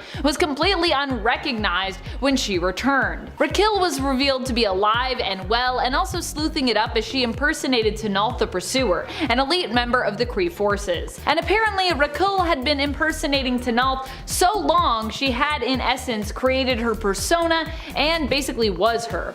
Raquel had actually been plotting and planning in secret, putting in place all the pieces to bring together the Kree and Skrull Empire, uniting them in an alliance in order to ensure her grandson was the one to rule over the now allied empire, as we saw in Empire. That's the name of the event, so not to be redundant. It was an empire, but it's spelled empire with a Y because it's a whole other thing. And yet when she was revealed in that event to be the one revealed as the Skrull pretending to be Tynalth, many Marvel fans actually needed to crack open their comic history books and review just who exactly she was, with many people mistaking her for Veranki, the Skrull Queen. But yes, this is Raquel. She was believed to have died when the Skrull homeworld perished along with her daughter Princess Enel, as their world was devoured by Galactus. She made her first appearance in the Fantastic Four original series in issue 206 and was believed to have perished in issue 257. But she didn't, she was still alive, and then she came back years later and everyone went, who is that? What? Veranki? What? Not Veranki, two different people. Number 8, Kraven the Hunter. You might think you recognize Kraven, but do you really? After all, the current Kraven that you've seen turning up in the current Beyond storyline of the Amazing Spider-Man series is actually none other than Kraven's last son. Well, his last clone son, anyway. This clone of Kraven was given the name of Last Son after he hunted down all his other brothers, his other clone brothers, who had also been trained by Sergei Kravenov, the Kraven himself. As such, this clone of Kraven was named his true heir, and since then has also taken up the mantle of Kraven the Hunter. So while he may look like Kraven, albeit a younger version of him, this Kraven the Hunter is not actually the original. So I guess this is a character that you would recognize, but in so doing you'd be wrong, which means I guess you didn't really recognize him then, did you? This version of Kraven made his first appearance in the current run of The Amazing Spider-Man, which started in 2018, first appearing back in issue 16 as The Last Son. Number 7. Xemnu. Xemnu made his first appearance in Journey into Mystery in issue number 62. We learned that Xemnu was actually a prisoner and a criminal who was retrieved and accidentally revived by a human and electrician named Joe Harper. Xemnu would go on to become known as Xemnu the Living Hulk, and would also prove to be a powerful cosmic, psionic, and all-around bizarre enemy to the Hulk and the Hulk family in time. Initially, he clashed with the original superhero powerhouse team known as the Defenders. Xemnu in his first appearance has brownish or reddish fur, but currently has reappeared in the comics with white fur, making him look kind of like a space yeti. You may not recognize him because you forgot him, or because he's just so weird, or it could be just because of this change when it comes to, you know, his overall fur color. But yeah, he's got different, I guess he dyed his fur? I don't know. What happened there? Number 6. Norman Osborn. Well, you might currently recognize Norman Osborn in terms of his appearance. When it comes to his actions and his alignment, you might not. And in modern comics, Norman has also gone through a couple dramatic redesigns and makeovers in recent history. At one point, Norman gets plastic surgery to completely change his facial appearance, reinventing himself as Mason Banks and becoming the head of Alchemax. There's even an unmasked point where we were all kind of like, wait, who's that? And then he's like, I changed my face, but it's me, Norman Osborn, aka also Mason Banks. He also has been the head of Hammer and his own Dark Avengers, and for a time posed as their version of Iron Man, tarnishing the mantle of Iron Patriot, and more recently, a depowered Norman bonded with the Carnage symbiote, allowing himself to use the Goblin Serum once more, but ultimately being driven insane by that whole experience and believing himself to actually be prime Carnage host and serial killer Cletus Cassidy. Now sane again, however, and seemingly purified by the Sin Eater, currently in the comics, Norman is on a path of redemption, having gained a new lease on life and being cured of his usual villainous intentions. Or so it would seem. I never trust Norman, but that's what's up currently. Number 5. Galactus. One villain who recently got a very mummy-inspired looking makeover was Galactus during his time in Thor's latest series as written by Donny Cates. Here in the first arc of the 2020 Thor series, referred to as Volume 6 overall of Thor, Thor takes on the immensely powerful cosmic entity known as the Black Winter. Because the Black Winter is so powerful, Thor is forced to team up with Galactus to defeat it. Unfortunately, he also learns that Galactus is actually kind of a herald for the Black Winter. FYI, that is just how powerful of a force the Black Winter is. He has Galactus as a herald. After devouring 5 planets to bolster his own power, Galactus has this power stripped from him by Thor upon this revelation. Thor leaves Galactus drained of the power cosmic, wrinkled, and de-armored, even taking Galactus's helmet as a trophy, using it as the entrance to his throne room. So while you might have recognized him previously, Galactus then got super upgraded and now is very mummified and also very dead.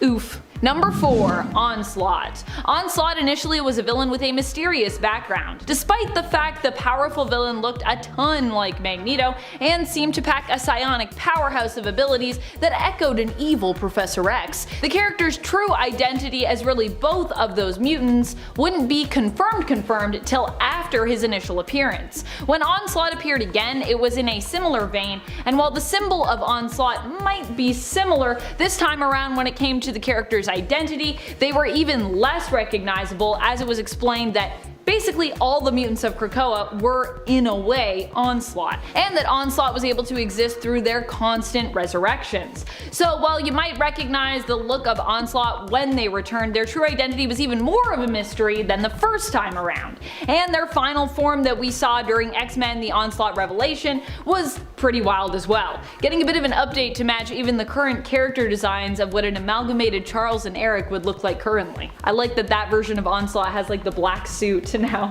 The tight black suit that Charles wears. It's a look. Number 3, One Below All. I think one of the biggest revelations of modern comics was learning that even a being as good as the One Above All, who is basically considered to be like Marvel God, has a dark side.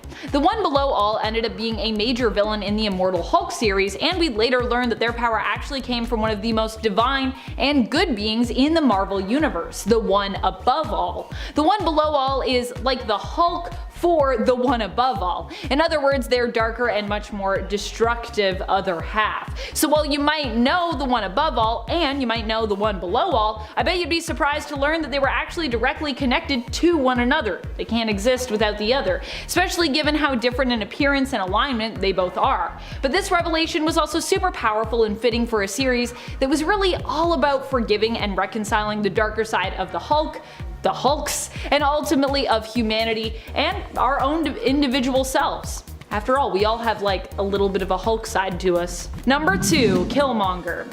If you go on far enough back, Eric Killmonger easily becomes one of Marvel's villains you would not soon recognize. And that goes both ways. Whether we're talking about more recent fans looking back in comic history to his first appearance in Jungle Action, volume number 2, or whether we're talking about his initial fans looking at his modern MCU adaptation and comic redesign, which obviously takes inspiration from the MCU version of Eric. Killmonger made his first appearance in the second volume of Jungle Action from the 1970s in issue number 6, and even from that front cover, he just looks like really different.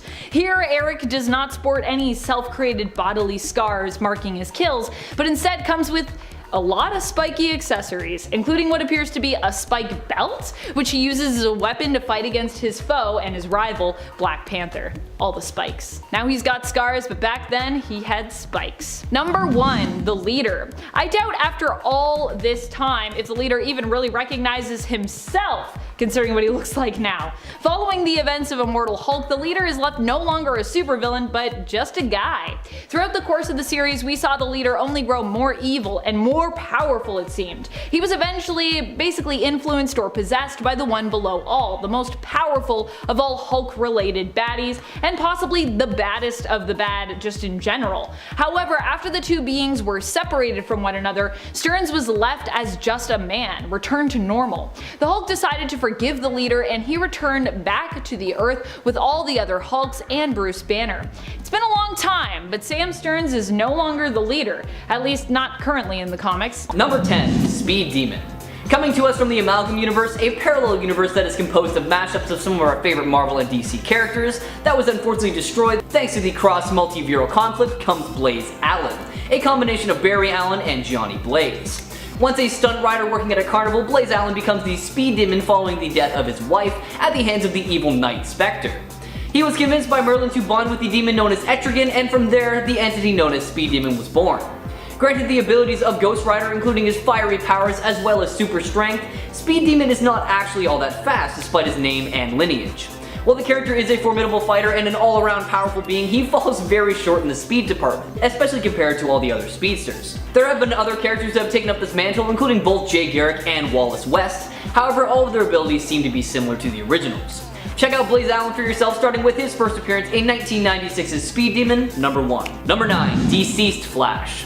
Now a member of the anti-living, Barry Allen, formerly known as the hero The Flash, is exactly what you think he is, a zombified speedster.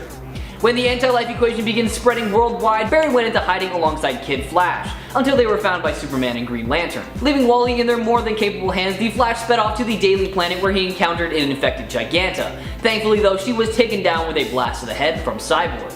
Soon after, we see the Fortress of Solitude turned into a shelter for the uninfected heroes. However, an infected Martian Manhunter was able to make it through, and not only did he kill Lex Luthor by just ripping him in half, he infected the Flash with a scratch to the back as well.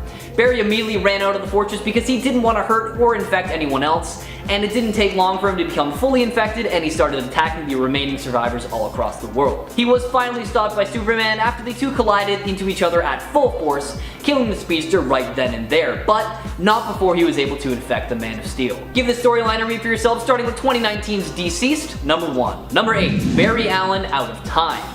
Hailing from a possible future, this iteration of the Flash is a much darker Barry Allen from 20 years in the future. This future Flash first appears in the Flash Annual Volume 4 number 3 as a broken man.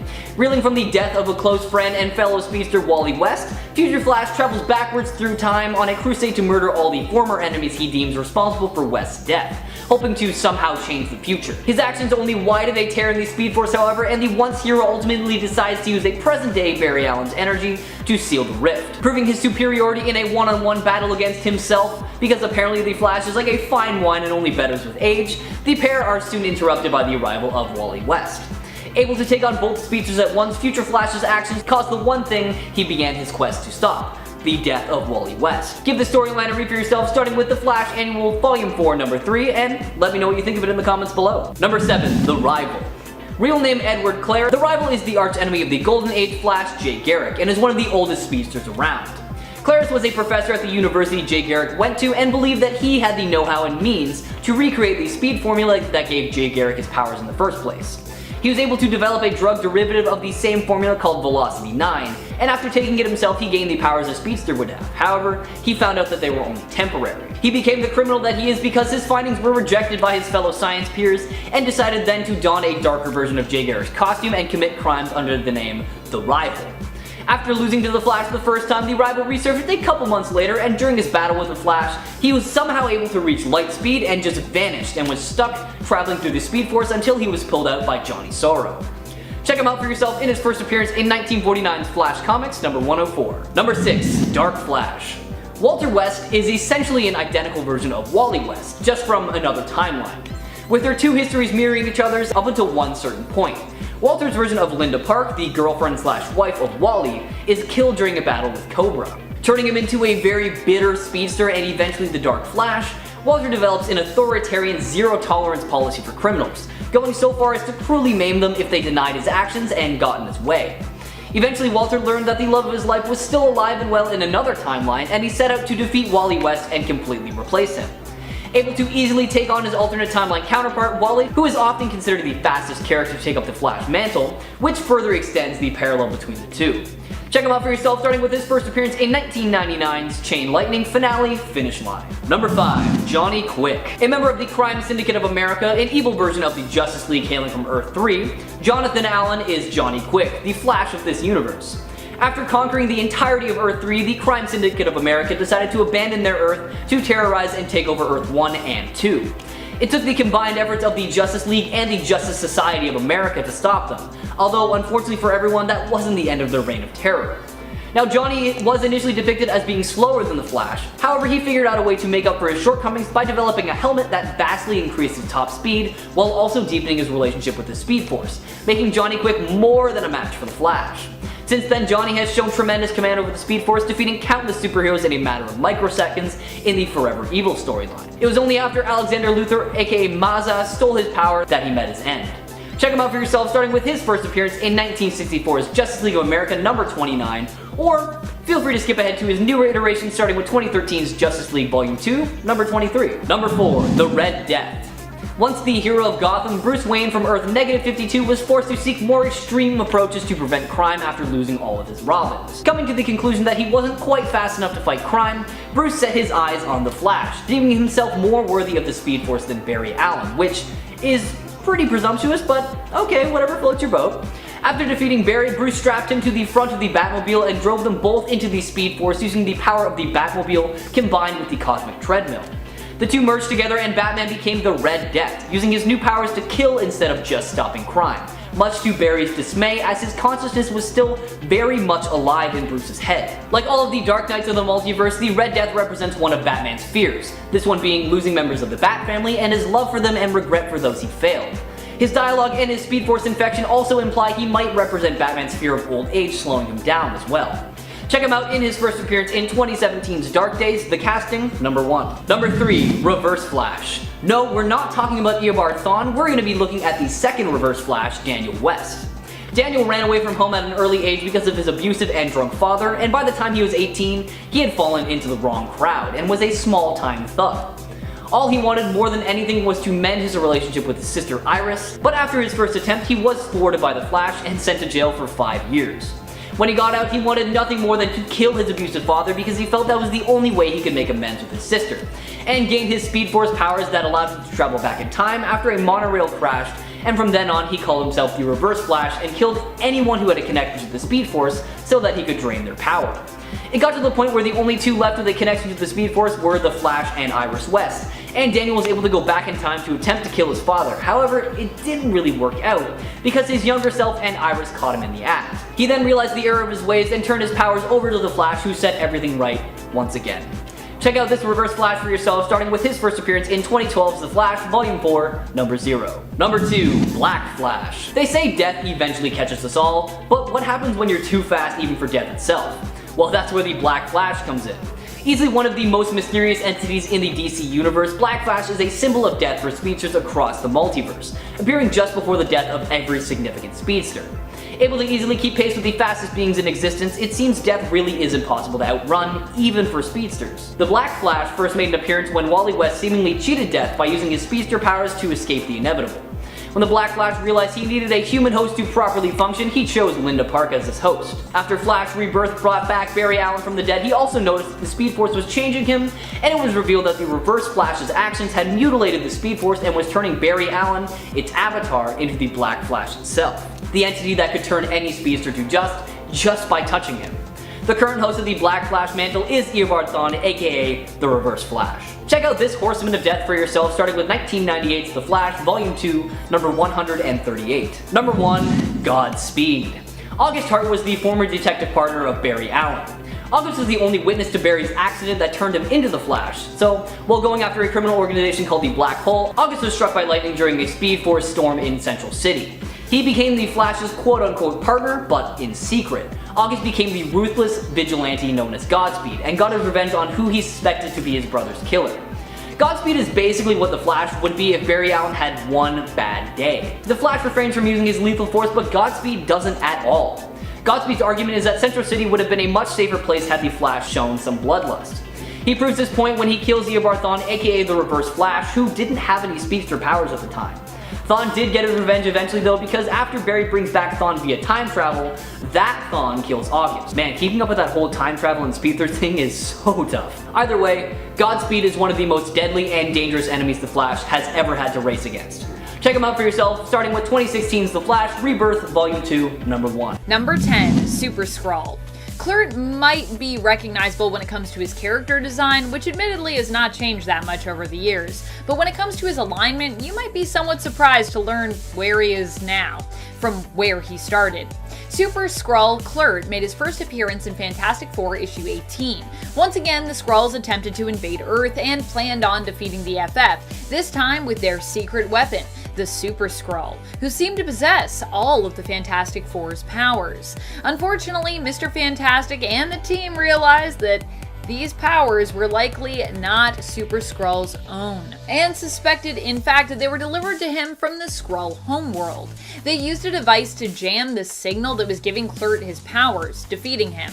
Currently in the comics, Kl'rt serves Emperor Hulkling, and was for a time one of his trusted advisors.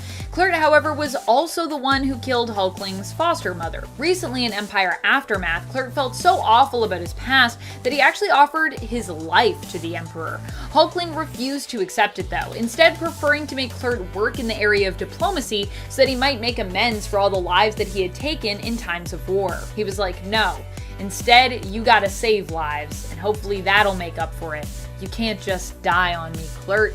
Number 9, Hell's Bells. Hell's Bells was a group of villains who were all female mutants. The team was originally assembled by Cyber, who trained all of its members and consisted of Shrew, Briquette, Flame, Tremolo, and Vague.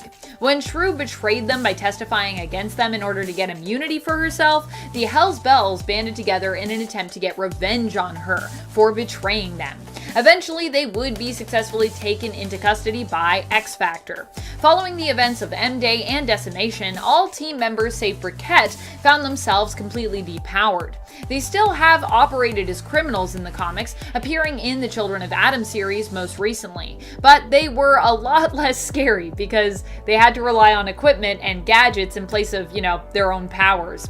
Even without their powers, the team mainly stuck together though, minus Briquette and obviously Shrew. And friends, before we move on to this next spot, if you are loving this list and you want even more lists about Marvel villains you might not recognize or something in that realm, be sure to let us know by giving this video a thumbs up. Number 8, Silver Samurai. While Silver Samurai looks much the same in the comics as he always has, not every iteration of him has been so recognizable. We've seen him turn up here and there on Krakoa recently. He seems to enjoy watching and participating in the friendly single combat matches in the Quarry, and in modern comics, he's recognizable. But how about in modern film? Well, Silver Samurai might not be a main character in Fox's Mutant universe, but that doesn't mean that he doesn't exist. He actually made an appearance in the 2013 film The Wolverine. But although here he also seemingly looked the same, when it came to his armor at least, he couldn't be further from his comic book counterpart in actuality. That's because Silver Samurai here was an adamantium robot whom Wolverine had to battle against. Yeah, they made Keniyukio Harada robot armor. He was at least piloted by Ikiro Yoshida, who is obviously that film's version of Ken's own father in the comics. So, at least there was a little bit of a thing, but still, he wasn't even a person. He was just robot armor. Like, rude. Ken is a whole person, okay? It's not just armor. Number 7, Forearm. Forearm is Michael McCain. Originally, Michael was part of Strife's Mutant Liberation Front. He was one of the founding members, but would end up defeated by those that fought against him. Despite generally being on the side of the villains, Forearm was also welcomed onto the mutant island nation of Krakoa, where he could have a fresh start for himself. He accepted the offer and would end up joining Sword and being seen as a member of Magic's Dark Riders, who I think should get their own book. However, on Krakoa, he looks a bit different from his initial appearance, where he decidedly was showing a lot more forearm and had much less shirt. Forearm's mutant power is that he has 4 arms. Get it? Get it? His 4 arms. And now he wears shirts. Good for you, Forearm. Good for you. Although you can also not wear a shirt. You can not wear a shirt if you don't want to wear a shirt. Like, I'm not going to pressure anyone to wear shirts if they don't want to. Or vice versa. I'm not going to pressure anyone to like not wear a shirt if they're like, I like my shirt, let me keep my shirt. But I do like his new design as well. His new outfit is pretty cool. Number 6, Thanos. Thanos might look very similar to his initial appearance in the comics, and also looks quite similar on the big screen, but he's seen a pretty big change when it comes to what he's up to recently. In the comics, that is. In the MCU, he's mainly dead and gone, but there is a chance perhaps that he could return. Who knows? Not only have we now met Star Fox or Eros in the MCU, but in the comics, Thanos has become the new Prime Eternal, and as such, their new leader. That's right, this guy just went from being the baddest supervillain around to leader of a superhero team. Although we'll have to see where the Eternals' alignment is in the comics following the events of Avengers vs. X-Men vs. Eternals War, because that's probably going to be crazy. Also, I don't even know what the Eternals is really doing in that mix, but I'm here for it. I'm here to check that out. Number 5, Rhino. Rhino was given a completely new look for his appearance in the second Amazing Spider-Man film. Honestly, Rhino is a hard villain to do in live action, I feel like, so I'm not surprised with the direction that they went with, but also, what a weird direction to go in for that character, considering what they're actually supposed to be like in the comics. In the comics, Rhino is Alexei Sistovich, who is genetically altered and then bonded to a suit of armor that increases his strength and durability. Basically, he's given like a mechanical rhino skin, but like the skin. The armor was modeled after a rhinoceros, as they are known in nature for being relentless when it comes to their assault and extremely hard to defeat due to their tough hide. Rhino, however, has never been known for being very smart, which makes him fairly easy to defeat usually, which seems to be the same idea when it came to his cinematic counterpart. However, the whole design for this character was definitely different than the comic book counterpart, whose armor was much less mech-like or robotic and is more like just the tough hide of a rhino. Really, he kind of just looks like a guy in a rhino suit in the comics. Also, Alexei is just super jacked in the comics, and his cinematic counterpart didn't seem so jacked. He was just like a guy in a suit. Of course, Alexei does get a lot of his jackedness as well from his whole rhino thing, but he also, I think, was jacked still to begin with. I'm pretty sure. He's just more jacked. Number 4, Legion.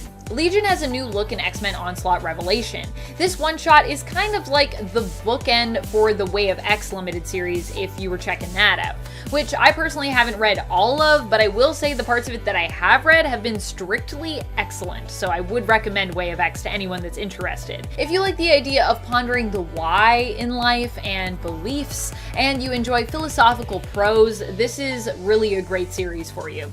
In Onslaught Revelation, Nightcrawler, Legion, Pixie, and Dust come together to try and defeat the resurrected Onslaught, who has been slowly returning with each resurrection, residing as pieces in the minds of all mutants. In order to help in the fight against Onslaught, Legion makes his mind a safe space for all mutants to come through, in essence also fully connecting with Krakoa and kind of becoming a sort of hive mind if necessary.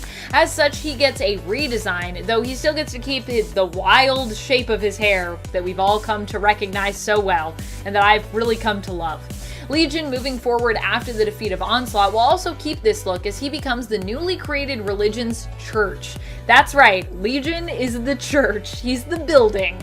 In essence, people can come into his mind to worship, find community, and seek sanctuary. It's like a nice safe space for people to come and just like be and feel good. It's awesome. I love that Legion is the church. I just think that's great. Number 3, Donald Blake. Donald Blake ended up becoming a villain recently in the comics, which is a pretty big change for a guy who was once also the mighty hero Thor. Donald Blake used to be Thor's human form, but in reality was kind of his own person, or he kind of ended up becoming his own person. He was created by Odin to be a human host for Thor, but after Thor died at the hands of the Serpent, Blake became separated from Thor and became his own separate entity. Eventually, he would end up going to the Enchantress for help, only for her to use him to make her own villainous creature referred to as the Keep. Basically, she killed Donald Blake and then used his blood to make the Keep, and we haven't seen the Keep in a while, but I'm sure he's out there somewhere. After Amora and the Keep were defeated by Thor, Blake was laid to rest, living on as a disembodied head in a dream world that was crafted for him. Well, living on as a person in the dream world, but he was just a disembodied head. But he was asleep, so he was dreaming. Eventually, though, Blake came to realize that this world wasn't real, and awoke from his dream, seeking revenge on all Thors across the multiverse for what had happened to him. And don't worry, he wasn't just a head then, he had a body then. He would end up being defeated by 616 Thor in the end, and then made into the God of Lies, as per Thor's brother Loki's suggestion. Thor was like, what do we do with this guy? We shouldn't kill this guy. He's Donald Blake. Loki's like, nah, let's make him the God of Lies. Seems to fit considering everything Donald Blake has been through. Number 2, Taskmaster. Taskmaster is Anthony Masters and is known for being an unstoppable foe. He can master pretty much any skill he can observe. Some would say he's a taskmaster, which makes him a deadly opponent. In the Marvel Cinematic Universe, we were also introduced to Taskmaster, but the character was changed somewhat for the film in which they were introduced, Black Widow. Instead, Antonia Dreykov, the daughter of General Dreykov, the man behind the Red Room, was Taskmaster. When Black Widow left the Red Room and became an Avenger, she believed she had killed Dreykov, sadly also having to kill his daughter, who basically led them to their target. She was a casualty of the explosion, intended to kill Dreykov himself. Instead, Antonia was actually badly injured and ended up surviving, but her face was permanently scarred. She then became Dreykov's weapon, having studied the moves of the Avengers and having their fighting styles basically uploaded into her brain, allowing her to mimic all their various moves and making her a hard opponent for Black Widow to defeat. Quite different from the comic book version, but still really cool and badass as an alternate version of the character, I think. Number 1, Cyber. Cyber has come a long way when it comes to his look in the comics. Granted, Cyber has also come back a lot of times, so I guess it kind of makes sense that he would look different. He made his first appearance in Marvel Comics Presents in issue 85 in the 90s, where he was introduced to us as a cyborg-appearing Wolverine villain who was hired by General Koi, another enemy of Logan's. Back then, he was just a smile and a coat with a hat on.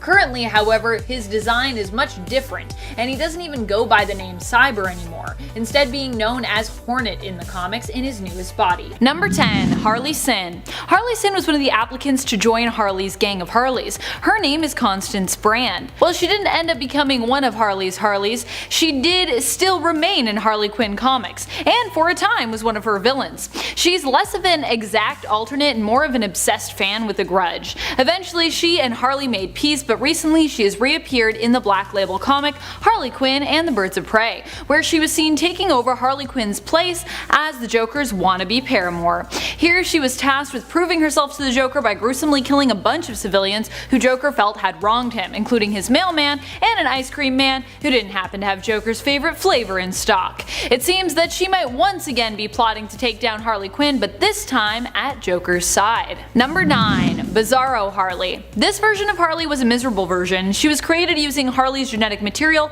and LexCorp's Bizarro creating device, or machine. Bizarro had originally wanted a Bizarro version of Lois Lane to be his perfect bride, but instead was willing to settle for his own version of Harley Quinn.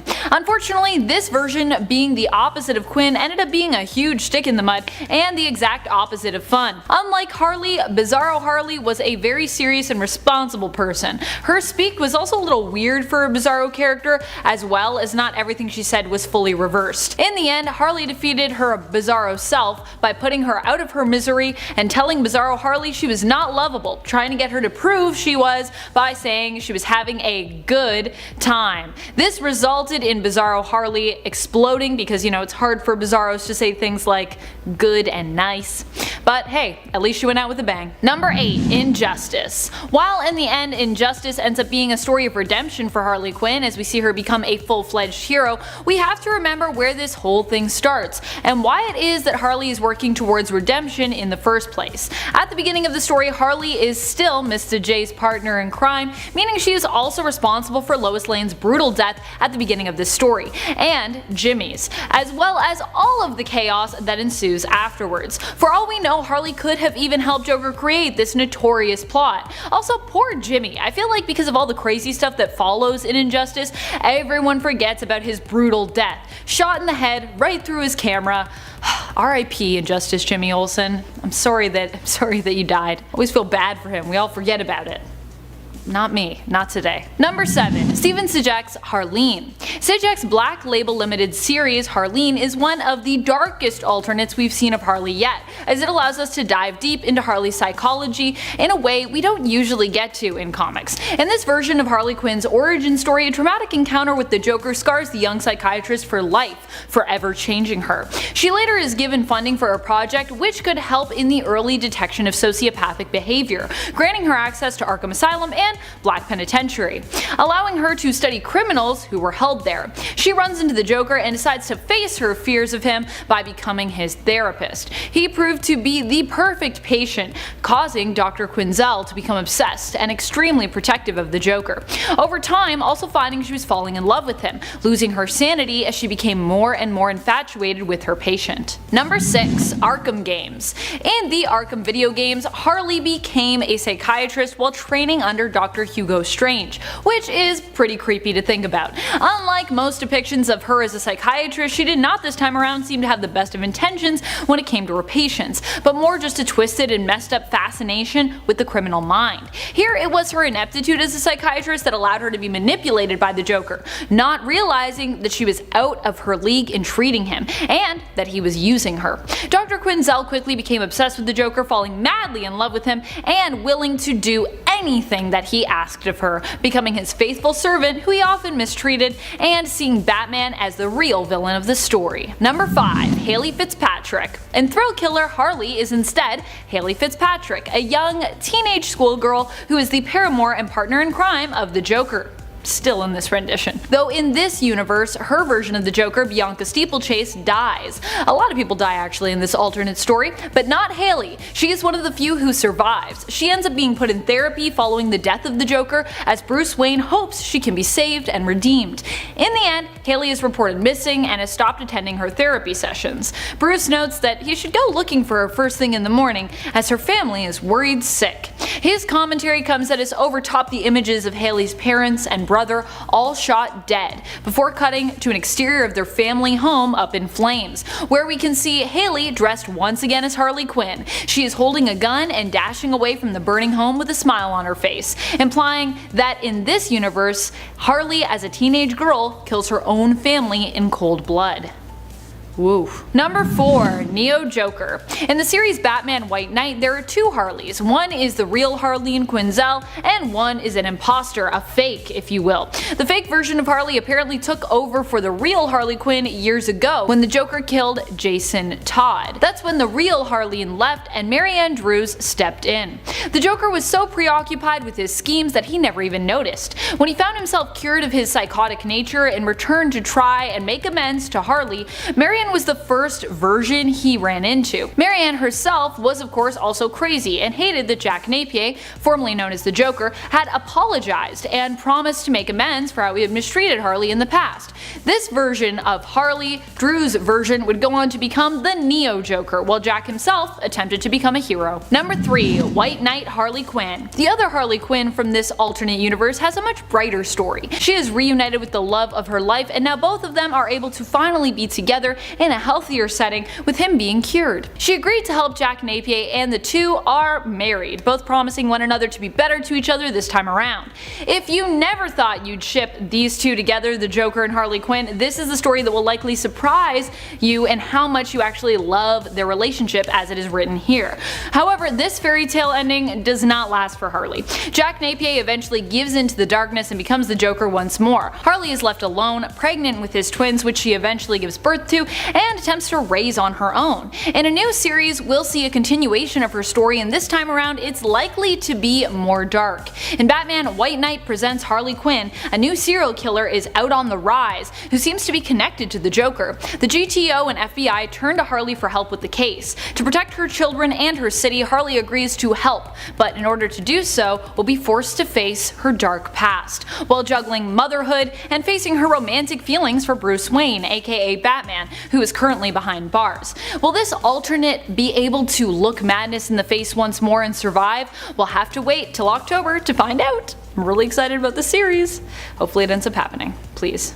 Please let it happen. Number 2. Azzarello's Harley Quinn. This version of Harley I think is one of the darkest because she also happens to be one of the most quiet. We never get to read her words or hear her voice in the Brian Azzarello and Lee Bermejo 2008 graphic novel The Joker. Here Harley Quinn is painted as the Joker's solace, his girlfriend and partner in crime. She is mainly seen having intimate moments with the Joker and ruthlessly killing people alongside him. She takes joy in the trail of chaos, bloodshed, and violence that she and the Joker leave behind her though. The closest we get to seeing her speak is seeing her maniacal laughter. Number 1. Harlequin. In the DC animated film Justice League Gods and Monsters, Harley Quinn is known simply as Harlequin, and is a serial killer who murders people, chops them up, and uses their parts to make her own version of the perfect family.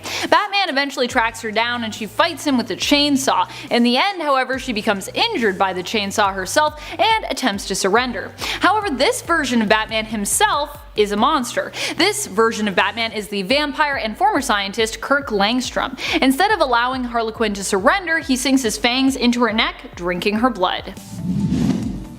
Number 10. Grim Knight. The origin story of the Grim Knight is similar to the Batman of Prime Earth, but is warped. Instead of the Dark Knight, we know him as the Grim Knight, because this Batman is not afraid to use guns. So yes, you could say he's similar to the OG Batman from the 40s, but he is also far more brutal and ruthless. This version of Batman ended up killing Joe Chill when he was just a child. After Chill shot his parents, he stumbled away in the darkness, but Chill tripped and dropped his gun and Martha Wayne's necklace. While he searched for the necklace in the dark, a young Bruce grabbed the gun and aimed it at Chill, killing him in cold blood with tears in his eyes. This set Bruce down the path of believing that killing was the best way to deal with criminals that opposed justice. This version of Bruce was still inspired by a bat crashing through his window to become Batman, but he also shot that bat when it did.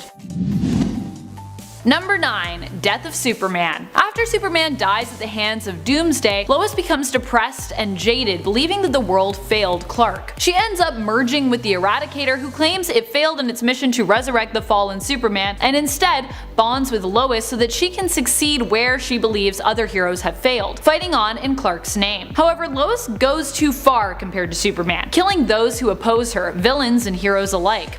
Superman returns, but only lives long enough to express his disappointment and disgust in what Lois Lane has become before he is killed by Cyborg Superman. Super depressing story.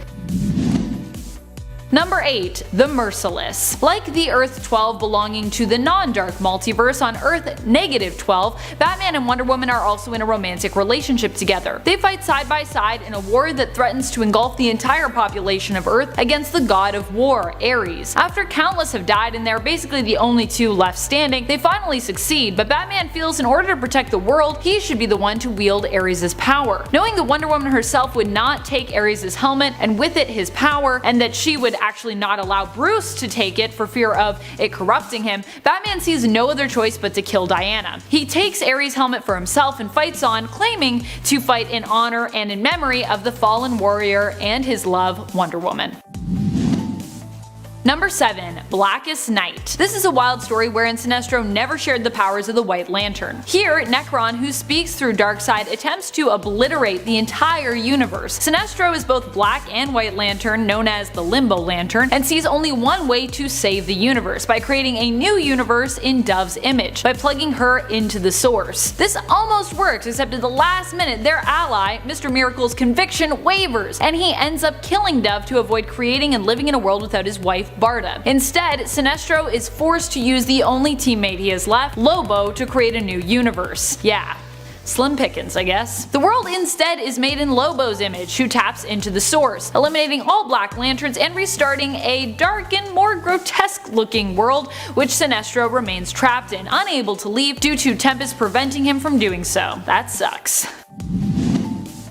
Number 6. The Devastator. The Devastator is another twisted version of Bruce Wayne who was pushed too far. For mysterious reasons that remain unknown, the Superman of the Devastator's dark universe randomly underwent a change that caused him to go on a full-out rampage, killing everyone. Batman was one of the last few left to try and stop him, attempting to do so with a kryptonite spear. After Superman blasts off Batman's arm, however, he is driven to desperate measures. Batman is forced to activate his own version of the Doomsday virus, which takes over his body and transforms him into a Doomsday-like creature, becoming the Devastator. Although he fails in saving his world, he succeeds in killing the Superman of his universe, before heading out to try and save other alternate Earths by infecting them with the virus in order to protect them from their world Superman. Although, you know, they never really asked for that, so it's pretty horrifying. Number 5. Infinite Crisis. In the dark multiverse, Ted Kord is not killed by Maxwell Lord. Instead, Ted pretends to agree to join Lord in cleaning house when it comes to his plans for Checkmate, but he betrays Lord and kills him. Brother Eye threatens to push on with the OMAC project, but Kord offers that he could help to guide Brother Eye and take Maxwell Lord's place, help Brother Eye save and protect the planet as Lord had promised Brother would. Ted ends up attempting to recruit Booster Gold to help him with Brother Eye, but Booster isn't so sure about his friend's plan. In the end, he teams up with Superboy Prime, who has been plotting with Alexander Luthor of Earth 3 to create a perfect world in the main continuity, but Luthor betrays him. Superboy and Blue Beetle, who's now directly connected to the Brother Eye, end up teaming up. They end up attempting to take out 50% of Earth's superhero population as recommended by Brother Eye, but in the end they're forced to eliminate or assimilate all of the superhero populace, who obviously are like, no, you can't just kill us, with Ted Kord sacrificing his humanity in order to completely demolish all of that superhero threat. Number 4. The Murder Machine. After the death of Alfred, Batman in his grief seeks to create an AI in Alfred's image and employs the help of Cyborg. Bruce calls the project the Alfred Protocol. Alfred Protocol is also programmed to act as Bruce's infallible bodyguard, and it's this programming which causes everything to go sideways. The Alfred Protocol spreads, taking out every villain, every criminal he deems a threat to Bruce Wayne's life. However, it doesn't end there. The Alfred Protocol also realizes in order to protect Bruce, it also needs to change him, protect him from himself and his emotions by eradicating them, starting with his fear. This change infects and transforms Batman into a cyborg version of himself known as the Murder Machine, who then goes about killing everyone, determining that everyone and his attachment to them is a weakness.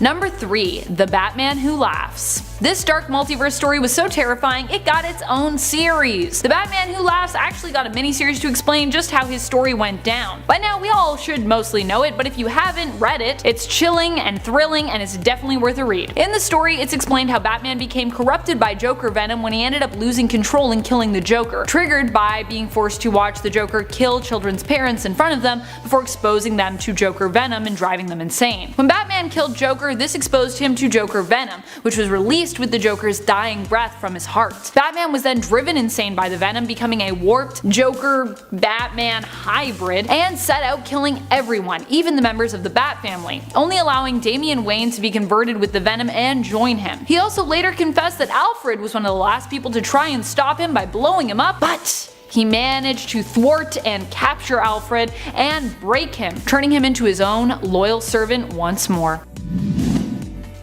Number 2. The Judas Contract. So as bad as the Judas Contract storyline in the main continuity was for the Teen Titans, apparently its consequences could have been a lot more horrific and a lot worse. In this story, Tara finds herself inspired to become her own murderous villain all her own after one of Dick Grayson's inspirational chats. Great job, Dick. Grayson thinks that he's inspired Tara to become her own person separate from Geoforce's Shadow though, not Deathstroke's Shadow, as he does not know yet that Tara is actually a spy. She ends up unlocking her potential as a result, becoming more powerful than ever, taking up the name Gaia. She not only tears Slade Wilson apart, literally, but she kills the entire team of Teen Titans, even poor Beast Boy, no! And she also kills the entire Justice League. Number 1. Nightfall. If you haven't read the Tales from the Dark Multiverse, you obviously need to, as they are all pretty crazy, and honestly, the scariest tale can be found in this first one issue. This is a spooky retelling of the Batman story Nightfall. When Bruce has his back broken, he passes the mantle of Batman onto Jean-Paul Valley, aka Azrael. But when he returns, Azrael refuses to give up the mantle. Instead of Bruce Wayne and the Bat family winning it back as they did in the main continuity, this time around Bruce fails. He instead is held captive and tortured for 30 years by Azrael, who rules Gotham with a bloody and merciless iron fist as Saint Batman. Bruce eventually escapes with the help of Bane's son, Torn, and his mother, Lady Shiva. But his time in imprisonment, where he was slowly dissected, has changed Bruce, and no longer is he the man and hero we once knew.